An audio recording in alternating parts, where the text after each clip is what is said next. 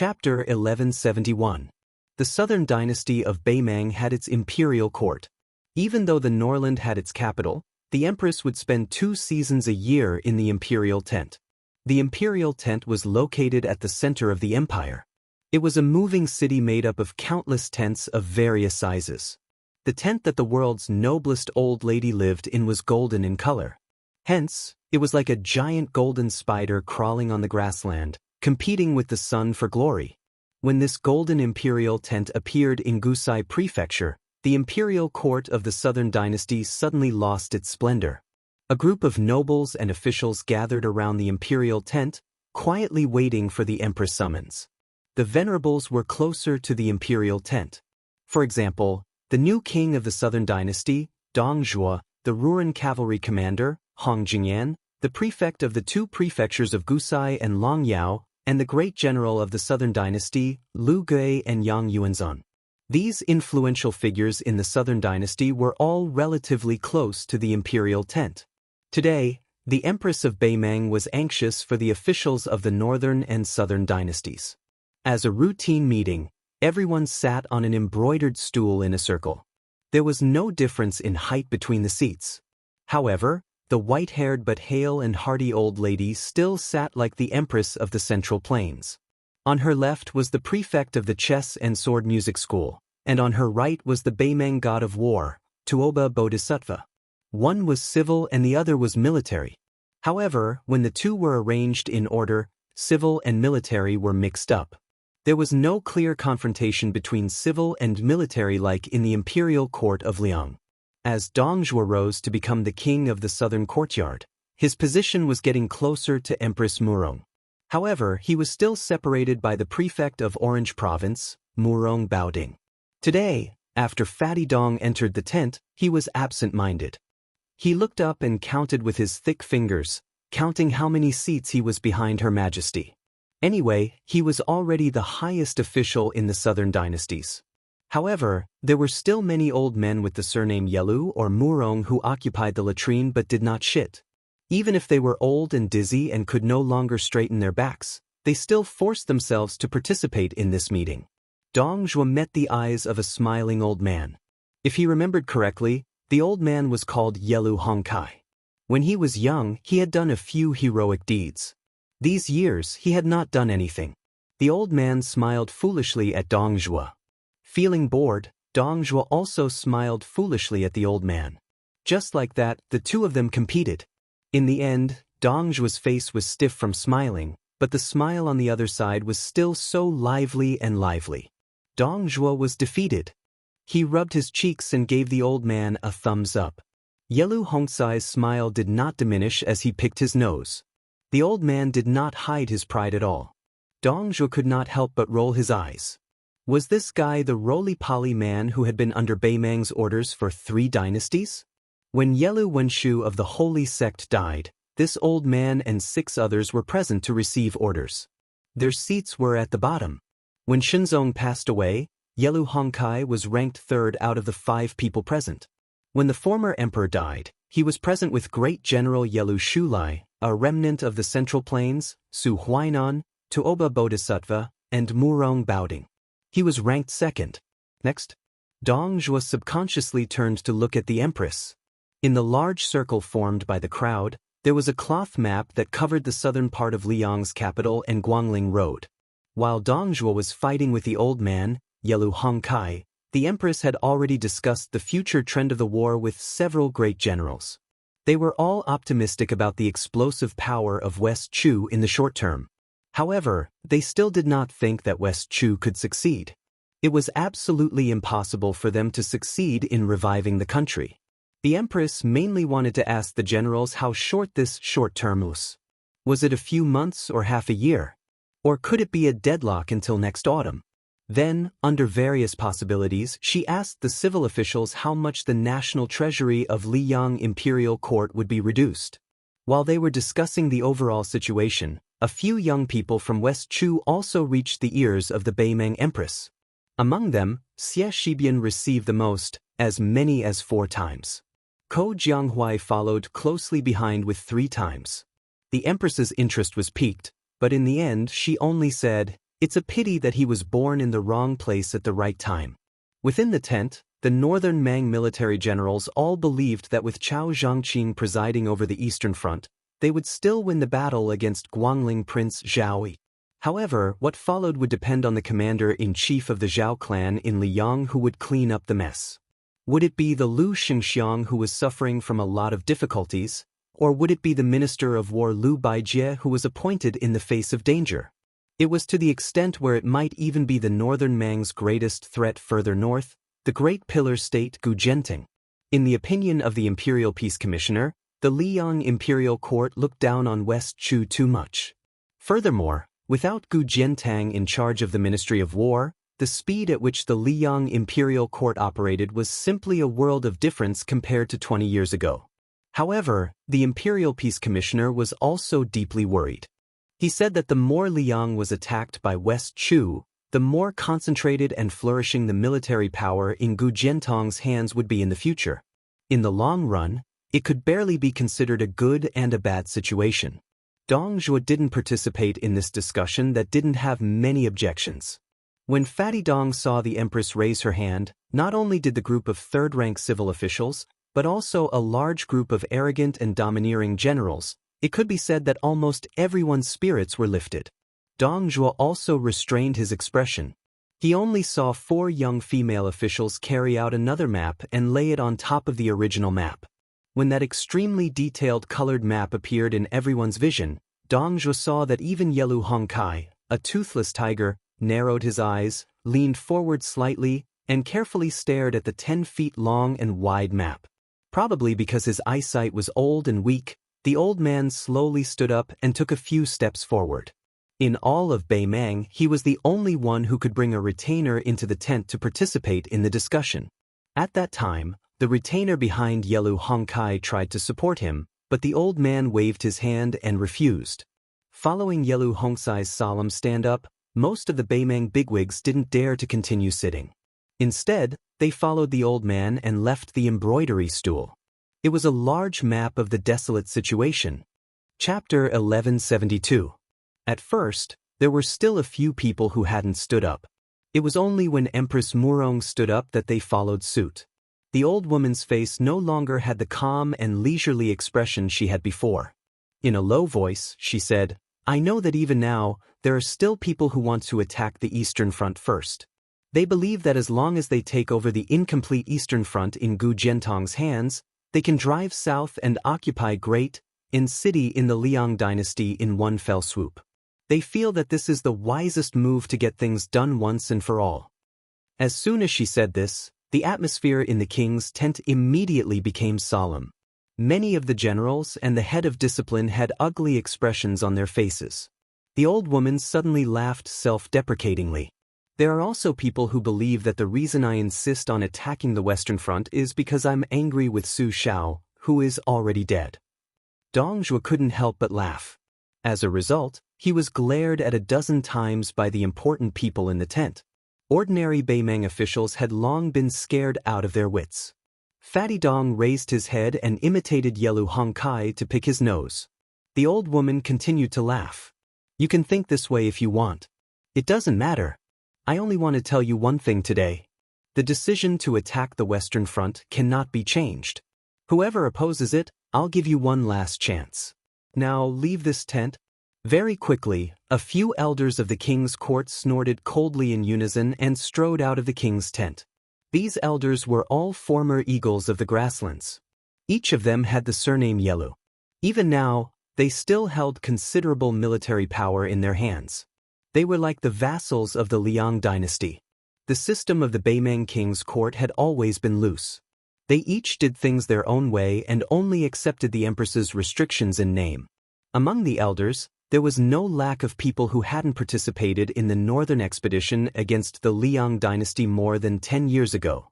However, even Her Majesty couldn't settle accounts with them after the autumn. In the eyes of these elders, only the Eastern Front was profitable. The Western Front? Bailiang's 300,000 soldiers, so what if they were all killed? Bailiang was a godforsaken place. It was not even as fertile as the grasslands in their own grasslands. Marching southward, they were in western Shu, where even Beimeng children knew the rugged roads. It was a place that had never produced an emperor who unified the Central Plains. It was also a place where the Beimeng armored cavalry had to dismount and fight. Along the way, not only would many people die, but they would also get very few things. Who would be happy? If an old woman like you is willing to listen to that bullshit order of peace, we won't accompany you. Following the departure of these unruly Yelu Wangya in large strides, 3 out of 10 people in the king's tent left. Fortunately, none of the commandants and generals of the southern dynasty left. Furthermore, Tuoba Bodhisattva was always standing beside the empress. Yelu Hongkai didn't move an inch and stared at the map. This old man didn't move. Although 7 or 8 important people in their 50s or 60s were restless, they still patiently stayed in the king's tent. Empress Murong's expression didn't change. She didn't even look at those people's backs. She pinched a piece of charcoal with 2 fingers and looked at the map under her feet. She stretched out one hand and pressed it down. She smiled and said, "Let's all sit down." After all, other than our king from the southern courtyard and a few young men, most of them aren't young anymore. A group of people sat on the edge of the map. The officials who were further away from the old woman naturally sat on the territory of Liang. The one who was furthest south sat on the territory of Nanzhao. After waiting for everyone to sit down, the empress joked, "I don't know how to use troops. I only know that we Beimeng have millions of troops. It shouldn't be possible for them to line up at the border of Gu Serong and Long Yi prefectures. It's better for the Commandant of Peace to explain the specific matters." The Commandant of Peace nodded. He carried the charcoal and walked to the map. However, he didn't go straight to the border of Liangmang. Instead, he squatted down near the eastern border and drew a semicircle that faced the interior of the grassland. He calmly said, "The restoration of West Chu has restrained the military forces of Liang's capital and its environs. However, Gu Jiantong's movements are inclined towards the south and biding his time. However, these 2 tendencies don't mean that Liang will definitely watch with folded arms. It's possible that Liang Bailiang will let bygones be bygones. We are different from the Liang imperial court, which only thinks about gaining the most benefits in everything. Everything should be based on the worst-case scenario, which is that if Gu Jiantang sends his troops to the north, it will lead to a terrible situation where the 2 fronts will cooperate with each other. Therefore, old General Yelu Hongkai, Helian Weiwu, and Murong Baoding will lead their troops to pretend to pressure the border.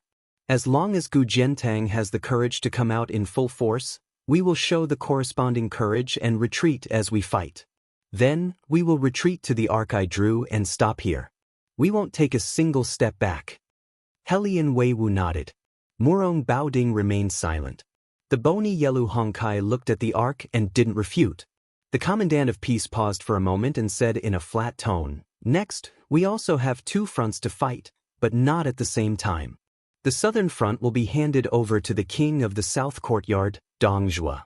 Her Majesty won't interfere with a single soldier. But before that, the northern front will be Beimeng's backyard. It will be handed over to the great general Tuoba Bodhisattva to clean up. The target will be the grassland tribes that just walked out of the king's tent." Yelu Hongkai's eyelids twitched. He slowly raised his head and asked in a hoarse voice, "Your Majesty, isn't it easy to kill them on the spot?" The Empress of Beimeng smiled and shook her head. She replied, "Too little. PS1, Fire Beacon teasing feudal lords, Tencent tribe has officially opened. Welcome everyone's attention. Let me tell you the methods to follow. There are 2. Method 1. Open your mobile phone QQ. Click News. Click Interested Tribe under the people nearby. Click Interested, find Fire Beacon teasing feudal lords, and follow. Method 2. Open your mobile phone QQ. Click Contacts. Click Life Services. Click Interested Tribe. Click Discover. Click Interested, find Fire Beacon teasing feudal lords, and follow. You can enter my tribe after completing the above operations. PS2. You can also follow the WeChat public platform. Please search Fenghua 1985. Chapter 1173. More than 100 men and women in white quietly went north. They first crossed the sea and then entered Shu. They collected thunder and lightning on the mountain peak, collected rootless water, subdued mountain elves, and purified wandering ghosts. They only avoided ordinary people and did not show up easily. Occasionally, woodcutters and hunters who crossed the mountains and rivers bumped into this group of immortals. However, they only caught a glimpse of them and mistakenly thought that they had bumped into the gods of the mountains and rivers. In a panic, they hurriedly knelt down to pay their respects. When they mustered up the courage to look up, they were already gone. These 96 immortal masters of the Guanyin sect came from an isolated island in the South Sea. Their purpose was different from the Qi cultivators of the dragon-supporting sect in the north. They never meddled in the affairs of the imperial court. Occasionally, they would go to the land of Shenzhou and live in the mountains and forests like this time. This time, the Guanyin sect came out in full force. This was a rare scene that had never happened in the 600 years since the founding of the sect. The founding emperor of the Great Feng dynasty once issued a decree to invite the island owner to join the imperial court as the teacher of the emperor. The Guanyin sect refused the decree and almost caused a war. However, the sky was high and the earth was far away from the sea. The island owner of the Guanyin sect did not come personally this time.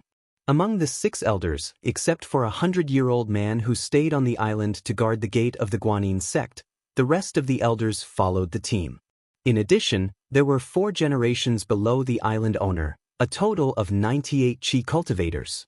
They went north together. They crossed the mountains and crossed the rivers. Everyone's white clothes fluttered in the wind and they looked like immortals.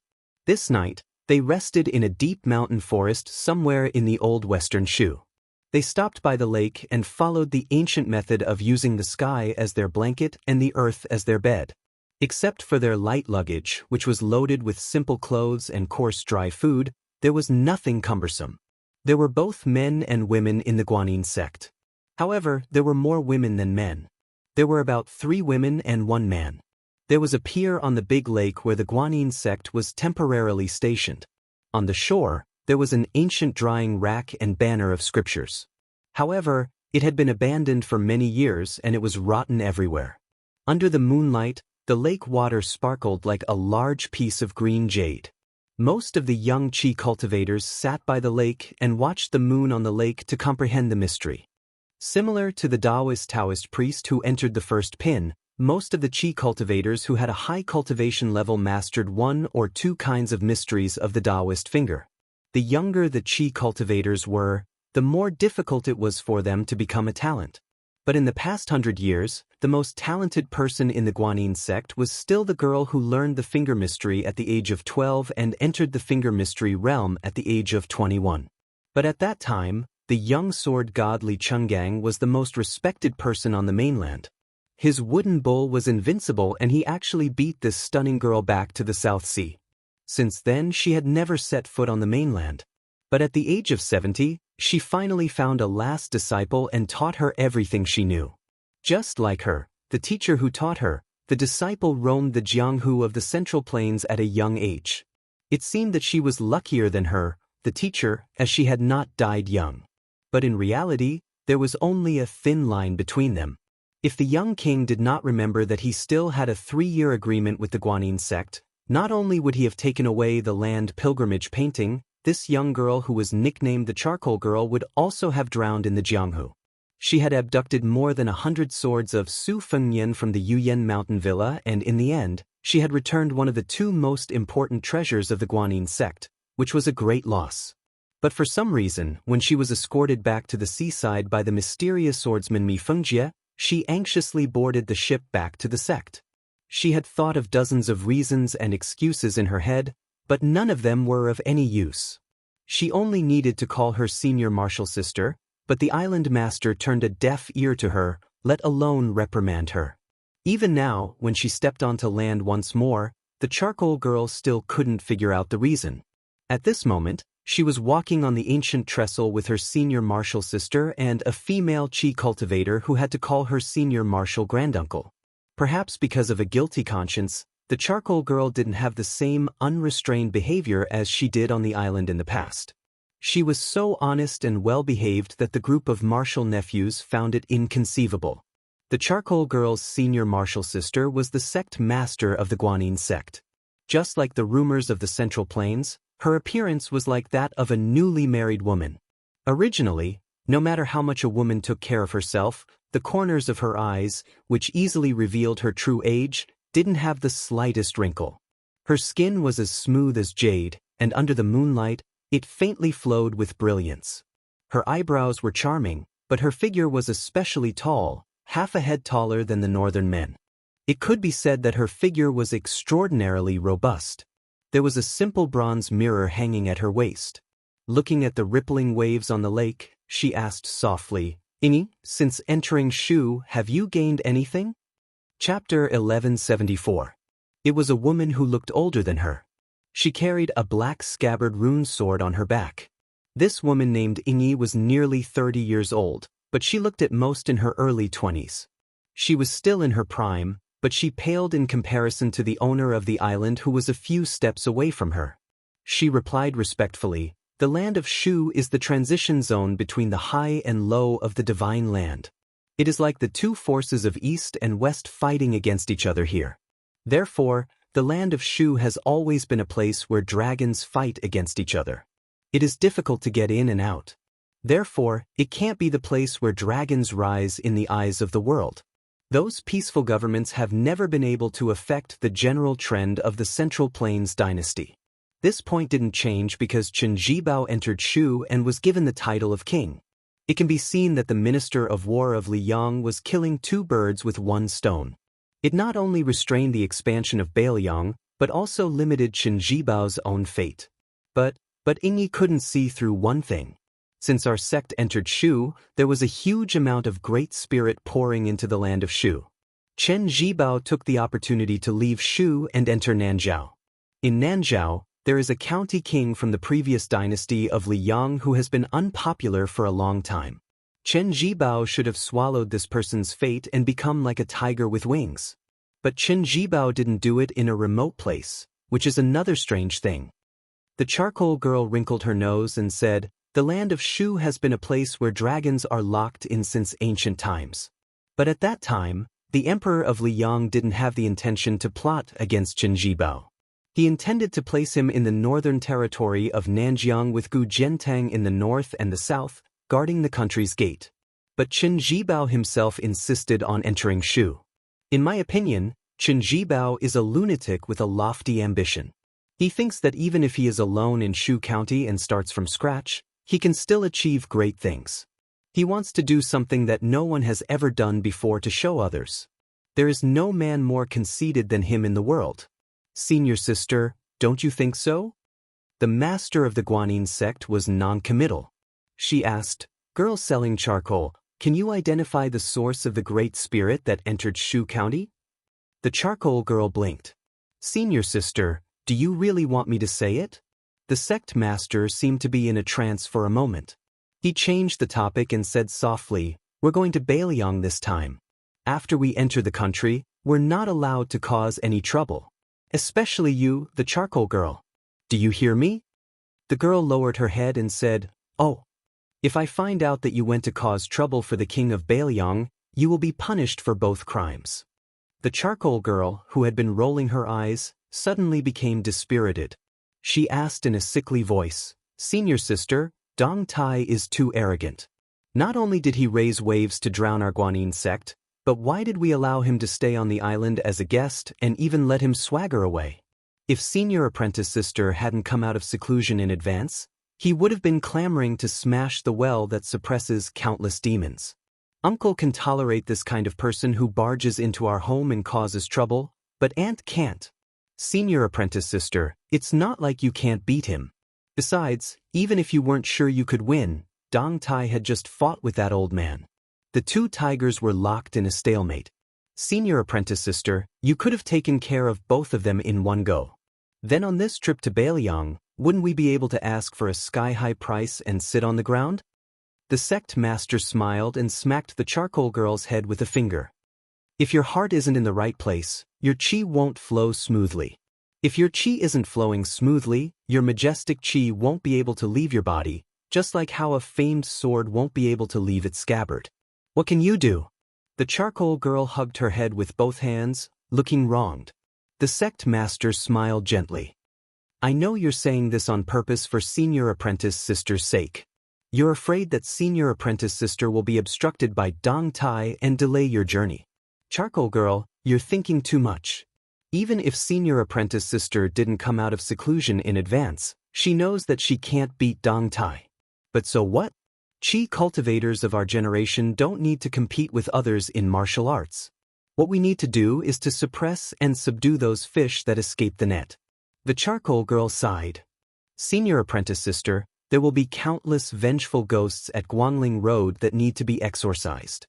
We can also accumulate merit and it's safe there. Why don't we go there? Why do we have to go to Bailiang and take the risk? The sect master shook her head. First of all, there are Qi cultivators in the north who rely on the Zhao clan. If we go there, are we going to fight recklessly? Moreover, there's one more thing to confirm when we go to Bailiang. That is this generation's Zhenwu really the one who stopped wars? It wasn't easy for Li Yang to unify the Central Plains. It has only been slightly more than 20 years since the world was settled. If Bailiang were to cause chaos, then it would become a huge joke. The charcoal girl was stunned for a moment. She asked softly, to pacify the world for the sake of the enemy. In that case, isn't that person surnamed Su a bigger joke than the biggest joke in the world? The sect master turned her head and asked, then why do you still harbor resentment towards him? The charcoal girl chuckled. I won't lower myself to his level. The sect master looked at the surface of the lake that was as calm as a mirror. All right then, you will take the lead. We have to bring gifts when we visit this time. The charcoal girl gave a sound of acknowledgement. Her expression became serious and solemn. The female Qi cultivator who was standing at the side with a sword on her back was a little surprised. She did not understand the reason and could only wait and see. The charcoal girl said that she would first serve the toast and then the punishment wine. She raised her ring finger and dipped it into the lake water and flicked it into the air. It was as if she was lighting up the wine in the cup. She flicked the lake water 3 times in a row to toast the heaven, earth, and ancestors respectively. After this, more than 90 Qi cultivators who were sitting or sleeping by the lake stood up upon hearing the news. They were as if they were facing a great enemy. After the 3 toasts, the charcoal girl made hand seals with both hands and said loudly to the people by the lake. They would inject their qi into their respective talisman swords for the time being and then give up on controlling them. The qi cultivators of the Guanyin sect did not care about seniority and did as they were told. One must know that the charcoal girl was born with a strange talent of a sword embryo. Be it qi cultivation or martial arts, she could achieve twice the results with half the effort. There were 36 qi cultivators who carried swords. Only a small portion of them carried a few talisman swords. The one with the most had 7 swords in the box and a total of 84 talisman swords on the lake. The sword light shone in all directions and was dazzling in 5 colors. Something split open the surface of the lake, revealing a huge and ferocious head. At the same time, the sect master of the Guanyin sect did not stare at the lake dragon that emerged from the water. Instead, she turned to look at the top of the mountain. Someone stood there with a white bowl floating in front of him. Chapter 1175. In the lake, the yellow dragon broke through the surface of the water. It straightened its body and looked down at the 3 girls on the bridge. This spiritual creature had no horns but scales. The Qi cultivators of the north called it the Earth Dragon. According to legend, it was a creature of the dragon and Leviathan. Its body was like a snake but it had 4 legs. 2 strands of dark yellow dragon whiskers swayed slightly. Its 2 dragon eyes carried emotions similar to humans. It should not be underestimated. The body of this giant dragon was 60 feet long. Its 2 claws pressed on the surface of the lake. It narrowed its eyes and breathed out a wisp of faint green breath from its mouth. It seemed to be mocking the Qi cultivators on the bridge for overestimating their own abilities. The dragon was a descendant of the dragon.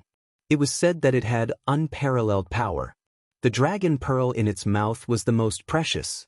It only existed in supernatural novels and no one had seen it. Even the Qi cultivators who were good at looking for the dragon's acupuncture points would not be able to see the true appearance of the dragon in their lifetime. Most of the immortals of the Guanyin sect were immersed in amazement. This was a living giant dragon. As long as the talisman weapon of the Qi cultivators was related to the dragon, it was a priceless treasure. However, the charcoal girl on the bridge was not surprised. She had seen a black dragon in the Earth Lung Mountain. Compared to the black dragon that stole the first blessed land of Taoism, this yellow dragon paled in comparison. The current Wudong chief, Li Yufu, who had been missing for a long time, made a name for himself by slaying the dragon in the Earth Lung Mountain. The charcoal girl quickly formed a seal with her hands and jumped into the water. She walked on the surface of the lake and began to run around the yellow dragon. She said the 9-word Sanskrit mantra, Lin, Bing, Do, Zhi, all formations advance. She supplemented it with the 9 hand seals including the lion seal. Out of the 84 flying swords, 3 stayed still and the 81 swords formed a small formation of 9 swords. The 9 small formations formed a big sword formation. The talisman swords floated above the water with different heights. The tips of the swords pointed downwards and they spat out gang qi. Under the influence of each other, countless water snakes seemed to swim on the surface of the lake. Finally, they formed the seal of treasured vase and trapped the yellow dragon. After the charcoal girl formed the seal, although the sword formation was successfully completed, she looked relaxed. She muttered that she must catch this long worm. However, she didn't underestimate her opponent. She glided gracefully on the surface of the lake. While her delicate body tilted, her slender hand drew on the surface of the water as if she was scribbling. Then she whispered, "Rise."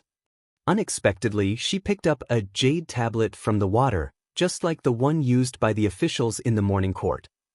She continued to walk around the yellow dragon. The emerald water tablet suddenly glowed brightly, and the qi of purple myrtle swirled around it. The girl who sold charcoal walked behind the yellow dragon and held the tablet with both of her hands, as if she was a minister serving the emperor. She said in a deep voice, "Evil retreats, qi of Tao lives forever." The charcoal girl's sword formation was a talisman. She raised her hands. The yellow dragon, which was as still as a statue. He is, and is, it is. He raised his claw and pressed it gently on the surface of the lake. He was only one step away from breaking the sword formation. The yellow dragon, who had its back to the charcoal girl, seemed to be surprised. It thought for a while. Then it turned its head. It bit the big tablet made of condensed qi and tore it into pieces. The talisman in the charcoal girl's hand also showed traces of cracks. The yellow dragon shook its head. Its dragon whiskers fluttered. Then, it opened its eyes wide and showed its mouth. Like a heavenly king, it roared at the girl who was as small as an ant. The girl selling charcoal was still holding the water tablet in her hand. Her body slid backward on the surface of the lake. Her black hair fluttered in the wind due to the dragon's breath. The charcoal girl retreated until she was a few feet away from the shore. Then she let go of the tablet.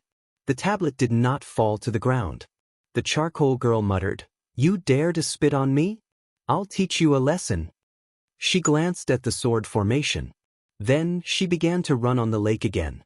She said softly, "With one thought, I can create a purple canopy. With one thought, I can understand nature. With one thought, I can ascend to Tai Ching. Never forget, I will tell the 9 heavens." Every time she said, "with one thought," the remaining 3 swords would rise higher and rise into the moon. The charcoal girl's body was purple and gold. She looked like a god in the eyes of others. The yellow dragon stared at the familiar breath. It seemed to be afraid. Then it became furious. It slammed its claws on the lake's surface. The dragon claws hidden at the bottom of the lake also began to overturn the river and sea. Even a trapped beast would put up a fight. Moreover, it was a demigod longevity spirit that was close to becoming a dragon. The entire lake immediately boiled. White mist rose and the heaven and earth shook. Although the charcoal girl's 3 talisman swords pierced into the lake from the sky one after another, except for one that was swept away by the dragon's tail, the other 2 were nailed into the yellow dragon's back. However, the yellow dragon did not seem to be seriously injured. Instead,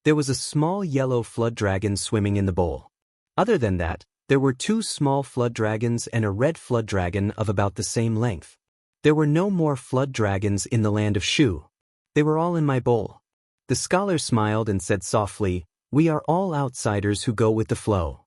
We know that the world has its own rules. You want to use this flood dragon to replenish the qi of the king of Bailiang, Su Fengyan. You are breaking the rules." Tantai Pingjing said sarcastically, "Then you are not breaking the rules by helping Chen Zhibao catch the flood dragon of Shu and paving the way for him?" The scholar with the surname Xie shook his head and said, "You are far from understanding the heavenly Tao. Although we are in the same line of work, I work hard while you qi cultivators only work hard." The corner of Tantai Pingjing's mouth curled up. Her eyes were filled with pity, just like how she looked at the yellow flood dragon earlier. The scholar looked around and said with an amiable smile, "I know you have a backup plan. It's Deng Tea's flying sword. I'm not good at fighting, but if I can't beat him, I can always run away, right?" Only the tall woman was left on the top of the mountain. However, from the top of the mountain to the middle of Shu, there was a series of continuous thunder. 2 men appeared beside Tantai Pingjing.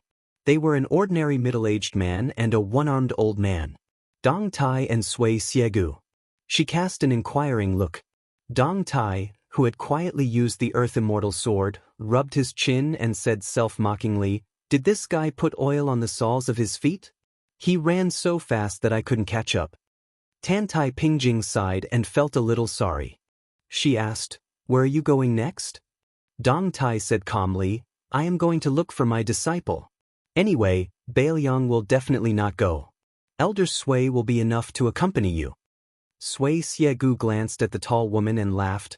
"Little Tandai, since the first time I saw you, I have been chasing you for more than 80 years. Are you really not going to give me a chance? If you agree, I will impart everything I know to that charcoal girl." Tantai Pingjing completely ignored this old bastard and went down the mountain. Sui Xiegu bared his teeth. Dong Tai, who was a few generations younger than these 2, joked, "Elder, chasing girls is not like practicing swords. How can you be so direct?" Sui Xiegu glared and said, "Aren't you a bachelor? Even at this old man's age, you are still a bachelor." Dong Tai laughed loudly, "Thank you for your kind words." After laughing, Dong Tai said emotionally, "Old man Wu is not really a stubborn antique. He has finally done something that makes me feel good." Sui Xiegu nodded and said, 99 swords. Together with this old man's broken sword, we have exactly 100 swords. It will be enough for the northern barbarians to suffer." Dong Tai hesitated and said, "If it is possible, perhaps we should add in my sword." However, at that point, the outcome may have already been decided. It is no longer necessary to add to the icing on the cake. Sui Xiegu's heroic spirit soared and he laughed. "Let's not talk about other things. When the time comes, it will be the best sword in the entire Central Plains. Together with the 300,000 Bailiang sabers, this scene." Chapter 1177. A trade caravan entered the territory of Liuzhou and came to the Mazong Mountain between Liangzhou and Qingcang City. At a glance, all one could see were brown desert hills, which were difficult to farm.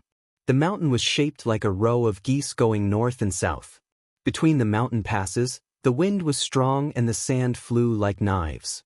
The caravan going from east to west had to pass through here.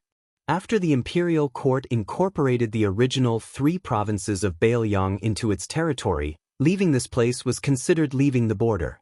In the past 20 years, there was no lack of poets who traveled to this place, and many of their popular poems about the border were spread throughout the imperial court. This time, Bailiang set up Liuzhou.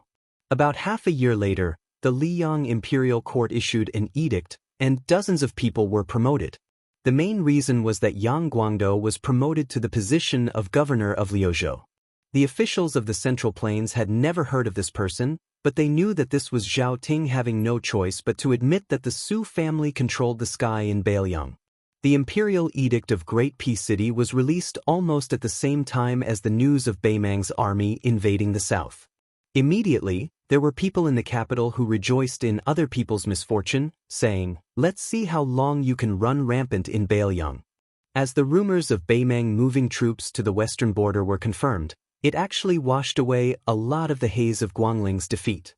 In many people's eyes, as long as they did not attack the eastern border guarded by General Gu Jiantang, Liang did not have to fight on two fronts. Secondly, Liang Mang's fight to the death was like a dog biting a dog. After all, if Beimang was a wild dog drooling over the fat meat of the Central Plains, then Beiliang was not much better. To the Liyang imperial court, it was always a disobedient watchdog, wild and difficult to tame. As Beiliang gradually relaxed its restrictions on Lu province, some refugees could not only return home to worship their ancestors, they could even join the army at the border. Furthermore, the old Beiliang from the three old provinces could also smoothly enter Lu province, keenly searching for business opportunities. This group of horses traveling through Mazong Mountain was one such example. The owner of the group of horses was a large family in Lingzhou. For generations, they had been involved in businesses such as tea, horses, salt, and iron. Their ancestors had followed Rintu on many expeditions. After the Su family settled down in Beiliang, the old man, who had only reached the rank of a fourth-rank general, died of an old illness on the battlefield. It was said that even the king of Beiliang had personally come to the mourning hall to pay his respects. This kind of honor could be counted on one hand within Beiliang, where there were as many general families as there were hairs on an ox. Following the death of the old Liang Su Shao, this treatment became even more of a protective talisman for this family. When other families' businesses at the border began to wither and become difficult to continue, their business became more and more unimpeded. They even successfully extended their family's branches into Lu province. Within the group of nearly 100 people, there were two outsiders. They were a pair of master and disciple. The people in charge of the group, who often traveled to dangerous places at the border, were not very welcoming. However, they heard that it was a popular official in Lingzhou, who even the Fu family could not afford to offend, who said that the son of an aristocratic family had nothing better to do and wanted to travel beyond the Great Wall. They had no choice but to accept him into the group. Other than the old master of the Fu family, who had painstakingly accumulated incense, the next two generations of the younger generation had all followed the teachings of their ancestors and stayed away from the political scene. It was inevitable that they would show signs of fatigue. After all, they still had to act according to the mood of others. The nominal leader of the Fu family was the eldest grandson of the Fu family's third branch, Fu Zhenxing. He was then handed over to two experienced Jianghu people who were familiar with the border. This Fu Zhenxing had a scholarly air. However, it was rumored that the martial arts instructor in the family was full of praise for his talent in martial arts. As for the depth of his moves, no one had ever seen him fight. Zhao Jiabao and Feng Qianxiang, who had trained their discerning eyes through the ups and downs of Jianghu, were also not sure. The rule of Jianghu was that it was easy to look at the weak and difficult to look at the strong. Presumably, Fu Zhenxing's skills were not too bad. The group of horses rested behind a mountain in the shape of a wild goose to temporarily avoid the wind and sand. Fu Zhenxing sat with his back against the mountain wall. He carefully picked up the newly made sheepskin water bag and drank a mouthful of the warm and smelly water. The Fu family had always had this tradition. When the children of the Fu family went to the border for the first time, they would have the older woman in the family sew a water bag and the male elder would hand it to them. Even though the new water bag had been dried to get rid of the fishy smell, it was still unbearable after it was filled with water. For the children of the wealthy, this was no different from a kind of torture.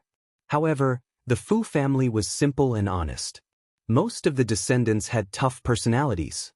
After Fu Zhenxing's initial discomfort, he was able to drink water without any change in expression. He glanced at the master and disciple standing in the distance. The master was about the same age as him and was handsome. He should have been the head of the group in Lingzhou, but for some reason he came to the border to ask for trouble. The disciple was an unremarkable child. However, after entering Liuzhou, he was like a fish in water compared to many of the Fu family members who were used to going beyond the Great Wall. Fu Zhenxing observed carefully along the way. At this time, he said to the two seniors, "Uncle Zhao, Uncle Feng, that Su Qi doesn't seem like someone who is going to the border for the first time. He doesn't need us to remind him." The amount of water he drinks each time is very appropriate, and he never drinks because he is thirsty. The way he treats people is also smooth and slick, unlike those aristocratic children who don't know the ways of the world. Furthermore, there aren't many large families in Lingzhou that our Fu family is wary of. I have never heard of such a person. Zhao Jiabao, who had been a retainer of the Fu family for more than 20 years, did not need to bow and scrape before the head of the family. He also had a close relationship with the head of the third branch. Therefore, along the way, he taught Fu Zhenxing everything he knew. Hearing Fu Zhenxing's experienced words, his old heart was comforted. A sincere smile appeared on his old, mottled face. He nodded and said, "That young man called Su Qi walks in the middle of the group and suffers less than young master, but his calmness and composure is not something that can be faked. The food he eats while riding and when he dismounts is the same as old bones like me and Xianxiang who are used to drinking the northwest wind. Logically speaking, there is something strange about him and we have to be careful. It is a good thing that young master can be more careful. Since young master has spoken, Xianxiang, you can also reveal the truth." Feng Qianxiang, who had a long saber on his back, smiled and said in a deep voice, "Young master, don't worry. Before the head of the family left this time, he privately told me and old Zhao that although this Su Qi's background is unknown, we can guarantee that his identity is clean and he is definitely not a bad person. However, old Zhao and I both have selfish motives. We want to see if young master can see the difference between that pair of master and disciple, so we didn't say it clearly. Young master, please don't be offended." Of course. Since young, Fu Zhenxing had been influenced by a family style that was very different from ordinary general families. His personality was introverted, and he slowly put away the sheepskin pouch. Pursing his dry lips, he said self-deprecatingly, "I only know the taste of the northwest wind after this trip. It really isn't much." Fu Zhenxing suddenly sighed and said that Xinliu province is a place where jackals and wolves surround. Previously, the trusted aide of the Bailiang Palace, Qin Shiliang, was indeed suspected of being soft-hearted. He paid too much attention to the gains and losses of one place and refused to abandon the city. In the end, he was surrounded by 10,000 horse bandits in Qingsong City and lost the lives of dozens of white horse followers for nothing. Bailiang has guarded the border for so many years, and such losses are rare. I also don't know what kind of person the new provincial governor, Yang Guangdou's. If he is of the same origin as Qin Shiliang, this famous person of Mount Qingliang, then the future of our Fu family will be uncertain. Taking 10,000 steps back, Fu Zhenxing is dead and has delayed the great cause of Bailiang. If grandfather were still alive, he would most likely not allow this useless grandson of mine to enter the family. Zhao Jiabao was obviously not optimistic about the future, and said worriedly, "Our Fu family has worked hard for Bailiang for almost 20 years. In name, we are doing business at the border, but in reality, we are secretly looking for mines. Most of Bailiang's gold and iron mines are from the Fu family. This time, when we return to Liuzhou and Fengxiang to confirm the quality and output of that mine, I think it will be a little difficult." Feng Qianxiang smiled and said, "In the end, I still hope that Bailiang can win this battle. Otherwise, the wealth that I have saved for most of my life will go down the drain. When that time comes, even if the king of Bailiang is standing in front of me, I will point at his nose and scold him." Zhao Jiabao laughed loudly. Seeing his young master's blank face, he explained, "When they heard that there was going to be a war, many of the heartless and cowardly large families in Lingzhou began to run out. However, they couldn't take their houses and fields with them, so they could only sell them at a low price. Originally, 2,000 taels of silver might not be enough to buy a good house, but 800 taels of silver would be enough. Qianxiang took advantage of the situation to rob 4 houses, and for this, he even borrowed 1,000 taels of silver from me. Speaking of which, it's strange. With such a big commotion, the government completely ignored it. They didn't care about the rule of asking their neighbors. Anyone who went to the government office would be able to get an official contract, and it wasn't even a white contract, but a real red one. Fortunately, the Governor General's residence stopped at the last moment. Every time they leave the country, they are not allowed to bring more than 100 gold and 1,000 taels of silver. Fu Zhenxing asked curiously, With so little gold and silver, could it be that they have to send people to and from Bailiang? Wouldn't those rich people find it troublesome? Even if they only have 100,000 taels of silver, 100 gold and 1,000 taels of silver, they would still have to travel 50 times. Feng Qianxiang shook his head and smiled. It's simple. Actually, they don't have to bring gold and silver out of the country. They can just buy antiques, calligraphy, and paintings, and it's easy and convenient. After all, no one cares if they bring a lot of them away. When they leave Bailiang, they can still be exchanged for silver. Those aristocratic families who are good at appreciating antiques have suddenly turned into VIPs in every household. Young master, you must have heard of the fish dragon gang that inexplicably rose up in Lingzhou, right? Compared to their table manners, I'm not even worth mentioning. They're basically spending all their money to buy land and houses. I don't know where they got all that money from. After a rough calculation, the Fish Dragon Gang has already spent more than 800,000 taels of silver on real estate that I know of. The real amount has probably doubled. They're about to become a big landlord that owns half of Lingzhou. Even I, a man, admire the courage of the female gang leader of the Fish Dragon Gang. Young master, why don't you go and marry that woman? Fu Zhenxing wasn't someone who couldn't take a joke, but he still felt a little helpless. He mocked himself. She's a heroine who is as famous as Mount Huishanzi. How could she take a fancy to me? Chapter 1178. Zhao Jiabao made a sound of surprise. That pair of master and disciple had disappeared right under their noses. The few people of the Fu family who were close to outsiders also did not notice. Fu Zhenxing carried the heavy burden of Bailiang and his family on this trip, so he was somewhat disgusted by Su Qi's decision. He looked up at the sky and said, "Let's wait for them for an hour. If we still can't find them, then we must set out. The journey between heaven and earth is truly difficult. We can't indulge them."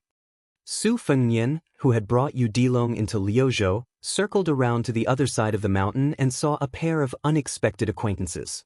It was Song Dongming of the Deer Song clan and his attendant. The two of them looked at each other. Song Dongming was stunned for a moment before he laughed heartily. From the beautiful Wudong to this barren place, I can still meet this young master. It really is a small world. If young master is not worried, I still have half a bottle of wine here. It's the green ant from northern Liang. The wine is very strong. When it enters the mouth, it burns the throat, but after a while, it actually becomes cool. This song has also just started to drink this wine. If I had known earlier, I would have bought a few more bottles. I regret that I was worried that I would not have enough money and bought 2 more bottles of green ant on me. Su Fengnian did not say much. He took the bottle of wine, raised it in the air, and poured a small mouthful. He handed it back to Song Dongming. The latter smiled and asked, "Why don't you drink a few more mouthfuls? It won't hurt." Su Fengnian shook his head and smiled. Su Qi, won't steal your beauty." Seeing Su Fengnian introduce himself, Song Dongming probably thought that the young master with the Bailiang accent did not know who the Deer Song family was. He said, "I am Song Dongming. My ancestors live in Deer County in Jiangnan. To have met you twice, fate is not small." Before he could finish his sentence, Song Dongming's face was hit by the wind and sand. He reached out and grabbed the mature yellow grass that had left the ground and turned into flying catkins. He sighed, 2 withers in a year, drifting with the wind.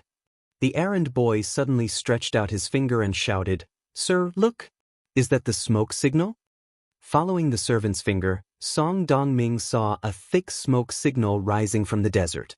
It should be from the direction of Qingsong City, reporting to Liangzhou that they were safe. They had not seen this when they first entered Lu Province. No wonder his servant was so surprised. Song Dongming muttered to himself, "The ancient books say that the smoke signal here is different from the Central Plains. It is named for burning wolf dung. The smoke is straight and extremely black, and the wind cannot blow. But looking at it, other than the smoke being thicker, there is no difference between the smoke and the Central Plains." Su Fengnian laughed softly. "I'm afraid that's a mistake made by some frontier poets. In the northwest border, there may occasionally be smoke burning with wolf dung, but that is because there is not enough cow and sheep dung. Most of the materials are obtained locally. Desert poplar and red willow wood are used as firewood, supplemented by flammable reeds that can be found everywhere. Furthermore, the fire beacon of the Bailiang Frontier Army is strictly regulated. If the patrolling cavalry finds that there is not enough fire beacon, all the officials up to the 4th rank will be beheaded on the spot. No matter who pleads for mercy, it is useless. In the past 20 years of Bailiang, because of this small matter, more than 300 people have died. In the first 4 or 5 years, it was relatively less. This year, at most, more than 60 soldiers who neglected their duties were killed in one go. Song Dongming was shocked. He drank a mouthful of green ant wine before saying, 2 generations of kings have taken over the throne. The Bailiang Frontier Army is different from the other armies. There are many unruly old generals who hold the military power. They should seek stability and prevent chaos. Why are they so ruthless? In addition, there is a rumor that they secretly killed the Huaihua general Zhong Hongwu because of a disagreement. Aren't they afraid of causing a mutiny? Young Master Su, from what you said about the smoke, it is obvious that you are familiar with military affairs. Can you explain a little to Song Dongming? Su Fengnian smiled and asked, just because of a disagreement? Song Dongming was very smart. Although he was trying to sound Su Ke out at the beginning, he knew that he would not be able to speak the words of an expert. He restrained his expression and said, there are many leaders in the Bailiang army. The new king has to kill the chicken to warn the monkey. Otherwise, before the war starts, it will be difficult to convince the people with military achievements. Su Fengnian listened to this general explanation and lost his desire to talk. He planned to return to the Fu family's caravan. He had to protect them until they reached Qingcang City. At that time, there would naturally be an elite cavalry team secretly escorting them to the newly discovered mine in Fengxiang. If the Fu family, who had contributed a lot to Bailiang, knew that the king of Bailiang was personally escorting the king, what would they think? Would they think that their hard work over the years was worth it? Of course, Su Fengnian would not let them know the truth. This might be something that Su Weisheng, who emphasized details, did not like. As a ruler, he was not willing to buy people's hearts. Song Dongming saw that Su Fengnian was about to leave and quickly said, young Master Su, I heard that there are 2 young aides in the Bailiang palace. The king of Bailiang's northern courtyard's grandson, Su Beiji, has become the governor of Lingzhou. This is because the king of Bailiang does not suspect the people he uses.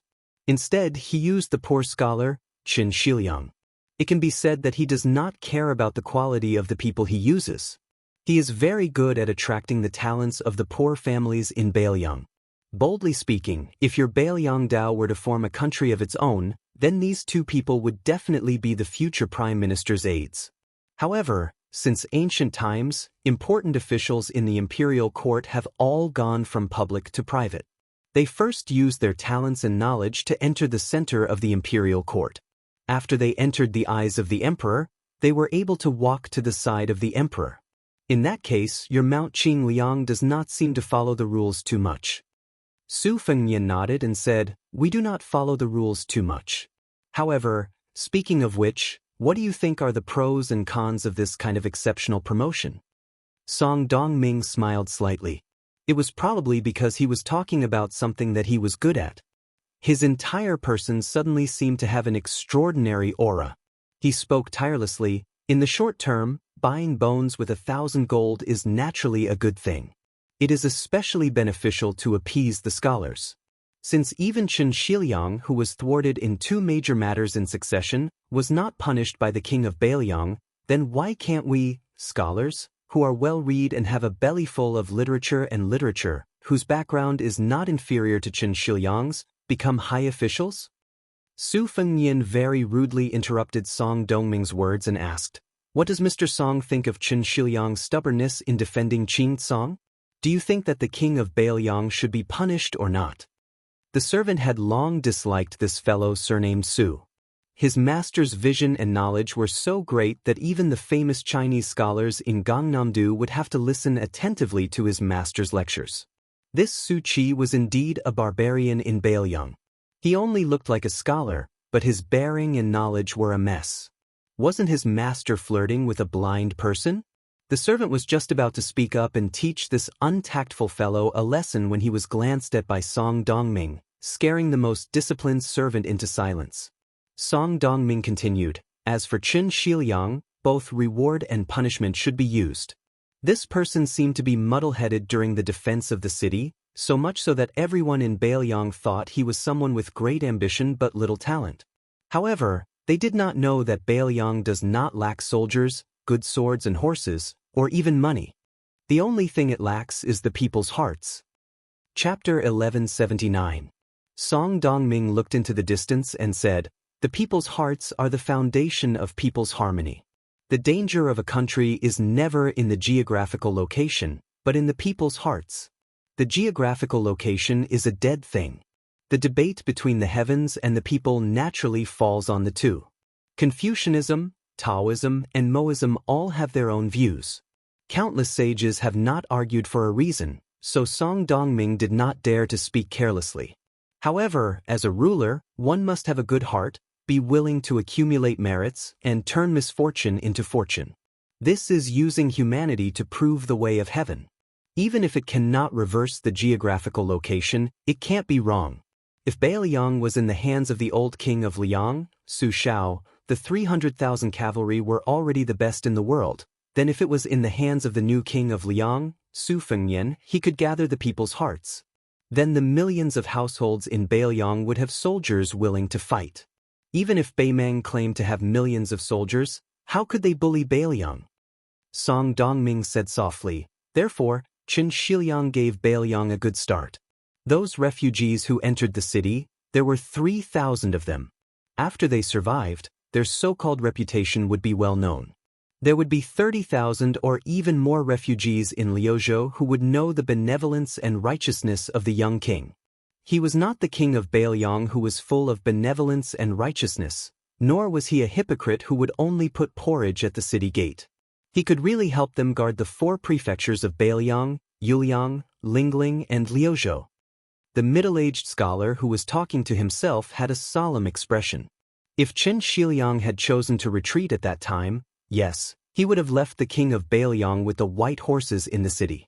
Unfortunately, Li Yishan's plan back then was all for naught. Li Yishan expelled the refugees from their homes and sent Bailiang soldiers to kill and train. He was showing his power first.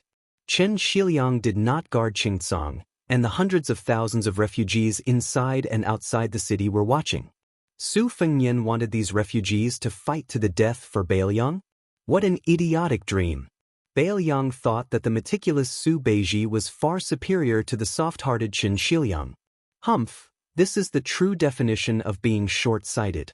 Only by being virtuous and virtuous can one be like the North Star of the heavens. Wherever one is protected by the stars.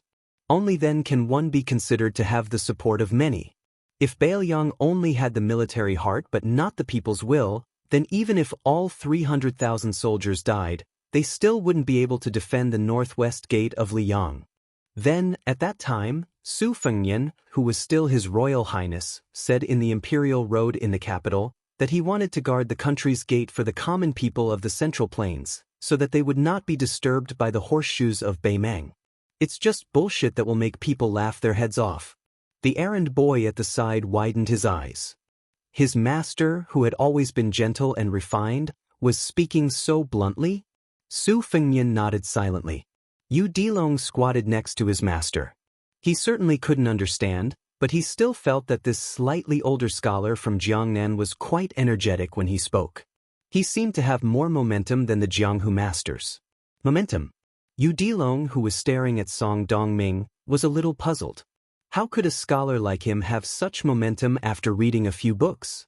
Was there such a good thing in the world? Should he go back and tell his master that he should also go and learn to read?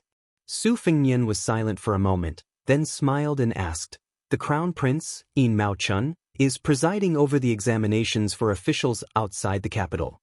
Mr. Song is traveling in the cold, so I presume you're not in the position to become an official? With Mr. Song's military strategy, why not become an official?" The errand boy snorted coldly. Obviously, he felt that this kind of idiotic question was insulting his master. Song Dongming suddenly felt a little sad. He closed his eyes and faintly showed an expression of uncontrollable pain. He sighed softly and said, "To be honest, someone in the capital once asked me the same thing. I can only say that it was given by others, not what I asked for." Song Dongming seemed to have realized that it was not appropriate for him to reveal his true feelings. He smiled and said, "Young Master Su, are you going to Qingzhong City this time?" Su Fengnian shook his head. Yu Dilong looked at his master without batting an eyelid. Song Dongming said, "Then let's part ways here." Su Fengnian clasped his hands and said goodbye. He took Yu Dilong back to the Fu family's caravan. Su Fengnian suddenly remembered the incident recorded in the Northern Liang spy report. Song Dongming, who had been chosen by Yuan Benshi long ago, had passed the imperial examinations and passed the minor examinations. First, he had passed the imperial examinations. Before he had even reached the age of 20, he had passed the imperial examinations. Even the young emperor was shocked by this person's extensive knowledge and almost wanted to grant him a marriage. Unexpectedly, this person had immediately married a woman of low status when he returned home. His major examinations were only one rank lower than the top scholar, but his minor examinations were so small that it was regrettable. It was a pity that such a distinguished person was unwilling to marry a woman from the Zhao family who was of equal status. After that, Song Dongming quickly lost his wife and had no children. After so many years, he did not marry or remarry. He did not even have a concubine. He spent most of his time traveling the north and south of the Yangtze River. The spy report vaguely mentioned that the death of Song Dongming's wife was not normal. The Song family of Deer Town was a powerful family, and Song Dongming was a talented person who had the potential to enter the imperial court as a minister. Who would dare to act so crazily? The number of people in Liang could be counted with 2 hands. Su Fengnian, who had walked far away, could not help but look back. He had once passed by Lu Xuan of Xiangfan City. This time, he should not miss him again. Su Fengnian whistled and slowly raised his hand. Not long after, a handsome white falcon quickly landed on his arm. Over there, Song Dongming and his servant continued to walk with difficulty in the sandstorm of Maozong Mountain. The servant walked beside his teacher and lifted the gauze mask that covered his mouth to cover the yellow sand. He said loudly, "Teacher, this Su Qi should be from a tall family in Bailiang, right?" Song Dongming smiled and said, "Your words are even more difficult to pronounce than mine." The servant laughed and quickly turned his head to spit out the yellow sand. "Teacher, when can we meet the young king if we are wandering around like this? Didn't you say that Bailiang still needs a good assistant minister to strategize? Teacher, you have the strategy of 10 wins and 10 losses in your heart." Song Dongming said calmly, "It depends on fate. Also, I still have to see if Su Fengnian is the wise ruler in my heart." The servant had a bitter expression and said, "Teacher, even if he can carry out his ambitions, what will happen to the dear Song family? The Yu family, whose eldest grandson Yu Landao went to Bailiang to join the army, is a lesson learned from the past." Song Dongming shook his head and said, "Today is different from the past. West Chu has been reinstated. If the court suppresses the Song family, they will have to pay the price of causing unrest in the Central Plains. Also, Song Dongming has been a pawn of Great Peace City for a long time. It does not matter where he lands. Maybe Teacher Yuan will be happy to see this happen." The servant sighed like an old man. Song Dongming looked forward with a determined gaze. "Teacher Yuan, you said that you have to be willing to give up. You have to give up something to gain something. Therefore, you are forcing me to make a choice. But how could Song Dongming not know this shallow truth? It is just that I am not willing to exchange what you think is a small sacrifice for the position of Prime Minister. I, Song Dongming, have always been an idiot. Just like how I do not know if good people really have good karma, but I am willing to believe. Just like how people do not believe that Su Fengnian in Bailiang can defend the Northwest, but I am willing to believe." As Song Dongming walked, his eyes became wet. His lips trembled slightly. He was almost silently humming a little song that the woman who had died young often sang. "East, west, north, south, north, east, west, I only wish to accompany without parting. This life, the next life, the next life, this life, who can meet again?" Chapter 1180. When Su Fengnian and Yu Dilong returned to the Fu family's caravan, they naturally did not receive any good treatment. Su Fengnian apologized to Feng Qianxiang, who took advantage of the situation and did not press the matter. As an experienced Jianghu veteran, he knew that when one was outside, having more familiar faces meant having more options.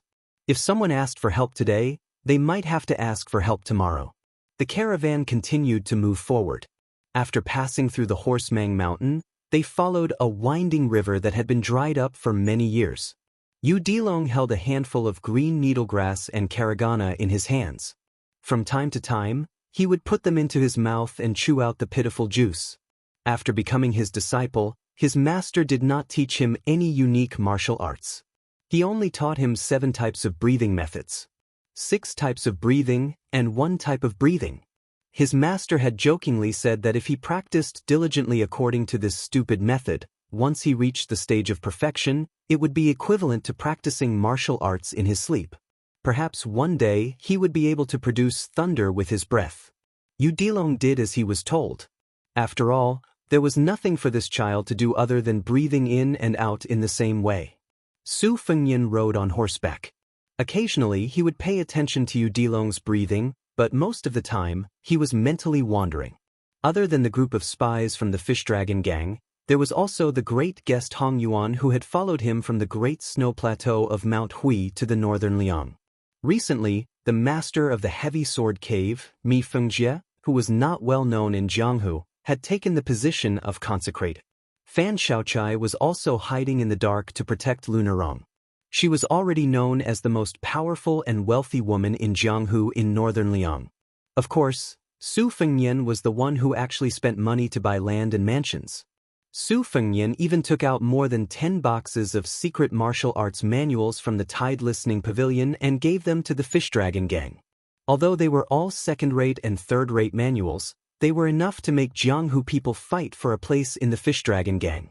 Now, the Fish Dragon Gang really had both face and power. No one dared to say that the 10th most powerful gang in the world was just a motley crew. Su Fengnian did not expect these slippery Jianghu people who cherished their lives and reputation to work for Beiliang, but once the war started, Beiliang needed a stable backyard. The Fish Dragon Gang had already reached 2,000 people. At the very least, they could ensure that Lingzhou, this granary, was as stable as a rock. If the Fish Dragon Gang was just icing on the cake, then the Fu family had been providing timely assistance to Beiliang for 20 years. The family that Fu Zhenxing belonged to was led by his father's generation of 7. They led their clansmen and trusted aides to silently travel through the 3 prefectures of Beiliang. A few years ago, they had even traveled to the western region. With the strength of the family, they managed to find 80% of the mines in northern Liang. However, the old and young members of the Fu family were puzzled. Why did the northern Liang government only record these mines and send soldiers to seal off the mountains and not mine them when it was clearly not difficult to open the mountains? Fu Zhenxing's father had personally found a huge iron mine that could produce 600,000 caddies of iron in a year. The Liang dynasty's iron harvest during the last years of Yonghui dynasty was only 6,500,000 caddies.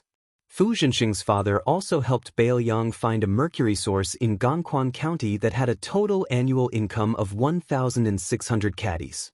This was almost 30% of the entire Liang dynasty. Other than that, there were also the 3 major mines that produced copper in Beiliang. They were Qingshui Mine, Baoxing Mine, and Jianan Mine. Without exception, the Fu family was responsible for their appearance. Why did Su Shao personally go to Old Master Fu's morning hall to pay his respects? This was the reason. When Liang and Mang went to war in the future, what they competed in wasn't just the number of soldiers in the border army, but also the strength of northern Mang and the resilience of northern Liang. Once they clashed, both sides were well aware that no one could do the magnificent feat of smashing the other to death with a single hammer strike.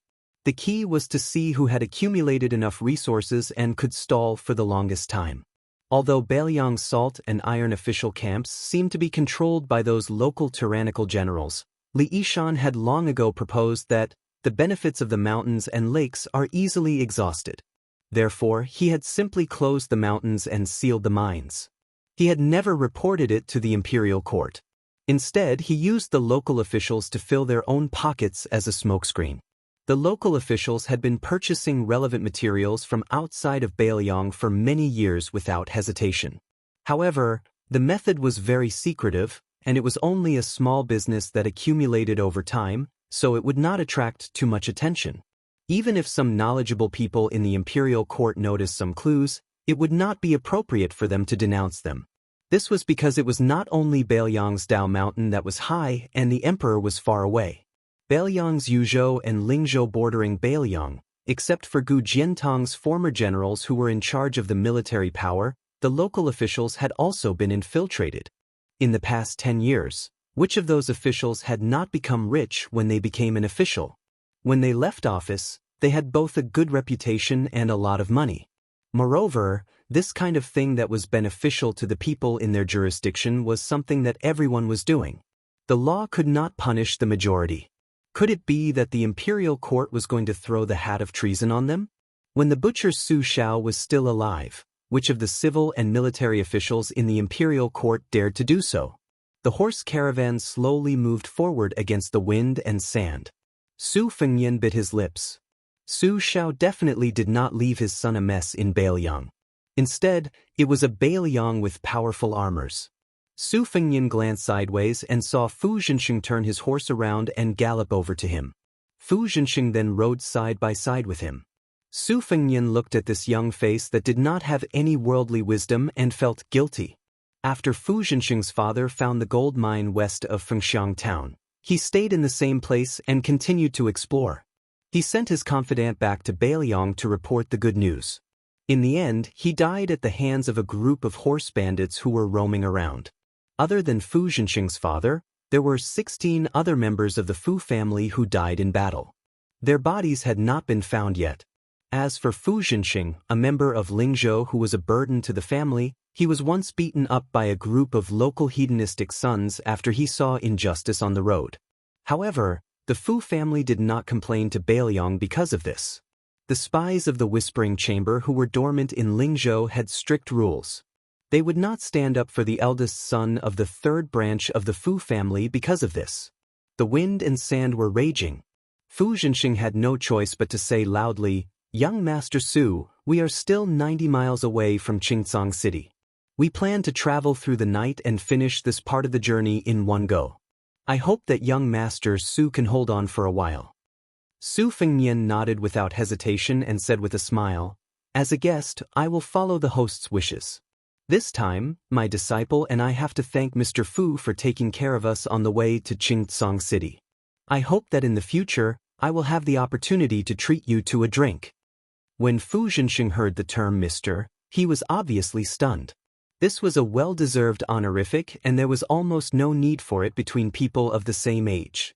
Moreover, Fu Zhenxing did not have any hopes of becoming an official in this life and did not have any extravagant hopes of going to the battlefield to obtain military merits. He only wanted to continue his father's unfulfilled wish and continue to travel through the mountains and rivers of Bailiang. He originally thought that in his entire life, no one would call him Mr. For a moment, he blushed, and a sincere smile appeared on his face. It was just that it was too difficult for him, Fu Zhenxing, who had never been in the officialdom before, to make small talk with a fellow who was practically a stranger. However, when Fu Zhenxing looked at that person's expression, for some reason, he seemed to feel a very unfamiliar sincerity. This kind of expression was not seen on the faces of the people of Lingzhou who were united and xenophobic. Those people only looked down on the people of the Fu family who had no power and no money. They only looked down on them with ridicule and pity. Su Fengyan said, "To the west of Qingcang City are Lin Yao Kai Anshan and Fengxiang Malioka.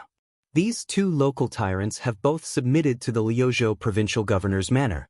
In name, one has become the mayor of Linyao City and the other has become the deputy general of Liuzhou.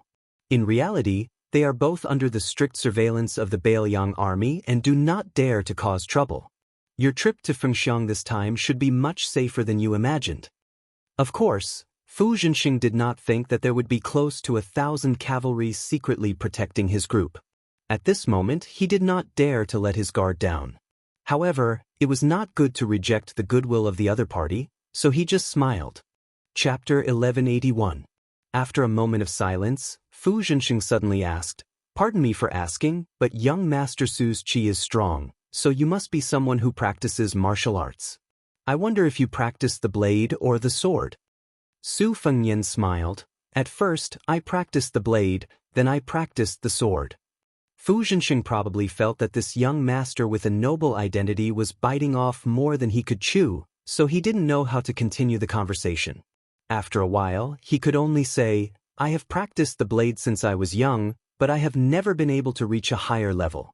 When we return to Lingzhou in the future, if we can meet again, we can learn from each other." Yu Dilong secretly bared his teeth. He thought to himself that this fellow was really powerful, wanting to learn from his master. Su Fengnian made a sound of acknowledgement, then asked with a smile, "Why don't I see you carrying a blade?" Fu Zhenxing laughed. "I'm used to using a cold blade, but Bailiang doesn't allow people to carry cold blades when they go out, so I could only find a normal short blade and stuff it in my bag." After that, Fu Zhenxing really couldn't find anything to say, so he continued to lead the group of horses through the night. Late at night, the group of horses finally arrived outside Qingcang City. Fu Zhenxing once again rode his horse to Su Fengnian's side, saying, "Young Master Su, we won't be entering the city, so we'll part ways here." Su Fengnian cupped his fists. "Have a safe journey." Fu Zhenxing was a little worried. The city is closed at night. How will young Master Su enter the city? Although there are elite cavalry patrolling the area around Qingcang City, this place of refugees has only been under Bailiang's control for a few days, and we really don't have enough manpower on our side. Su Fengnian directly smiled and said, "It's fine, I have a proper way to enter the city." Fu Zhenxing couldn't help but be speechless, and had a higher opinion of this person. It must be known that Bailiang's border military law was extremely strict, and it wasn't something that the soldiers in Lingzhou could compare to. Since that was the case, Fu Zhenxing didn't waste any more words and bid each other farewell. Not long after the caravan circled around Qingcang City, they heard an unusual sound of horse hoofs. Not only was Fu Zhenxing worried, he sat high on his horse and looked around nervously. He even pulled out his dagger. Even Zhao Jiabao and Feng Qianxiang had serious expressions on their faces. This was especially so when an expert in the caravan heard that there were no less than 30 horses. This made the Fu clan's caravan feel as if they were facing a great enemy. In the refugee lands where lives were valued like grass, anyone who could ride a horse in the past was an extremely difficult person to deal with. Their ability to fight on horseback was not inferior to the elite cavalry of the Bailiang frontier army. Although there were more than 100 people in the Fu clan's caravan, and Zhao Jiabao and Feng Qianxiang were also martial arts experts, if they really fought with their lives on the line, how could there be no deaths? They were even more afraid of getting into trouble and being targeted by a large group of mounted bandits. It was hard to say how many of them would be able to make it to the military town of Fengxiang alive. However, one of the Fu clan's cavalrymen, who had temporarily acted as a scout, hurried back. He couldn't hide the joy on his face and said loudly, "Young master, it's a dragon elephant cavalry, one of our own in Bailiang." Everyone felt as if a heavy burden had been lifted off their shoulders, and they all looked at each other and smiled. The Longxiang army, personally led by the young prince, was the iron cavalry of the Bailiang cavalry. Last year, when they attacked the military towns in Beimang's Gusai prefecture, it was like a strong man bullying a young lady. The dragon elephant cavalry stopped 100 paces away, and only one cavalryman, who looked like the dragon elephant cavalry, continued forward. Moreover, he dismounted from his horse and walked forward quickly. This action made the Fu clan's caravan feel confused. Even if this famous dragon elephant cavalry was patrolling outside the city at night, they wouldn't need to be treated so seriously when they saw that their status was similar to that of commoners, right? Although Fu Zhenxing, Zhao Jiabao, and Feng Qianxiang didn't understand the situation, they hurriedly dismounted to welcome them. That sturdy armored dragon elephant cavalry not only had a new type of Bailiang sword at his waist, he also had an additional one in his hand. He asked the 3 leaders of the Fu clan in a deep voice, "Who is young Master Fu Zhenxing?" Fu Zhenxing respectfully replied, "I am." That dragon elephant cavalry's face had a sinister scar that covered his entire face. For the first time, he squeezed out a smile and walked forward with large steps. He handed the sword to Fu Zhenxing with both hands and said, "Our king." The dragon elephant cavalry quickly swallowed the second word that he almost blurted out and said, "Our young master said that in order to thank you for escorting him this time, he wants to give this sword to young Master Fu." Fu Zhenxing took the new cold sword that even many surplus generals in Lingzhou had only heard of but never seen. That dragon elephant cavalry grinned and said, "Our young master wants you to be at ease with this sword. It's hard to say when you return to Lingzhou, but as long as you are in Liuzhou, no one will dare to say anything about it." Fu Zhenxing was stunned on the spot.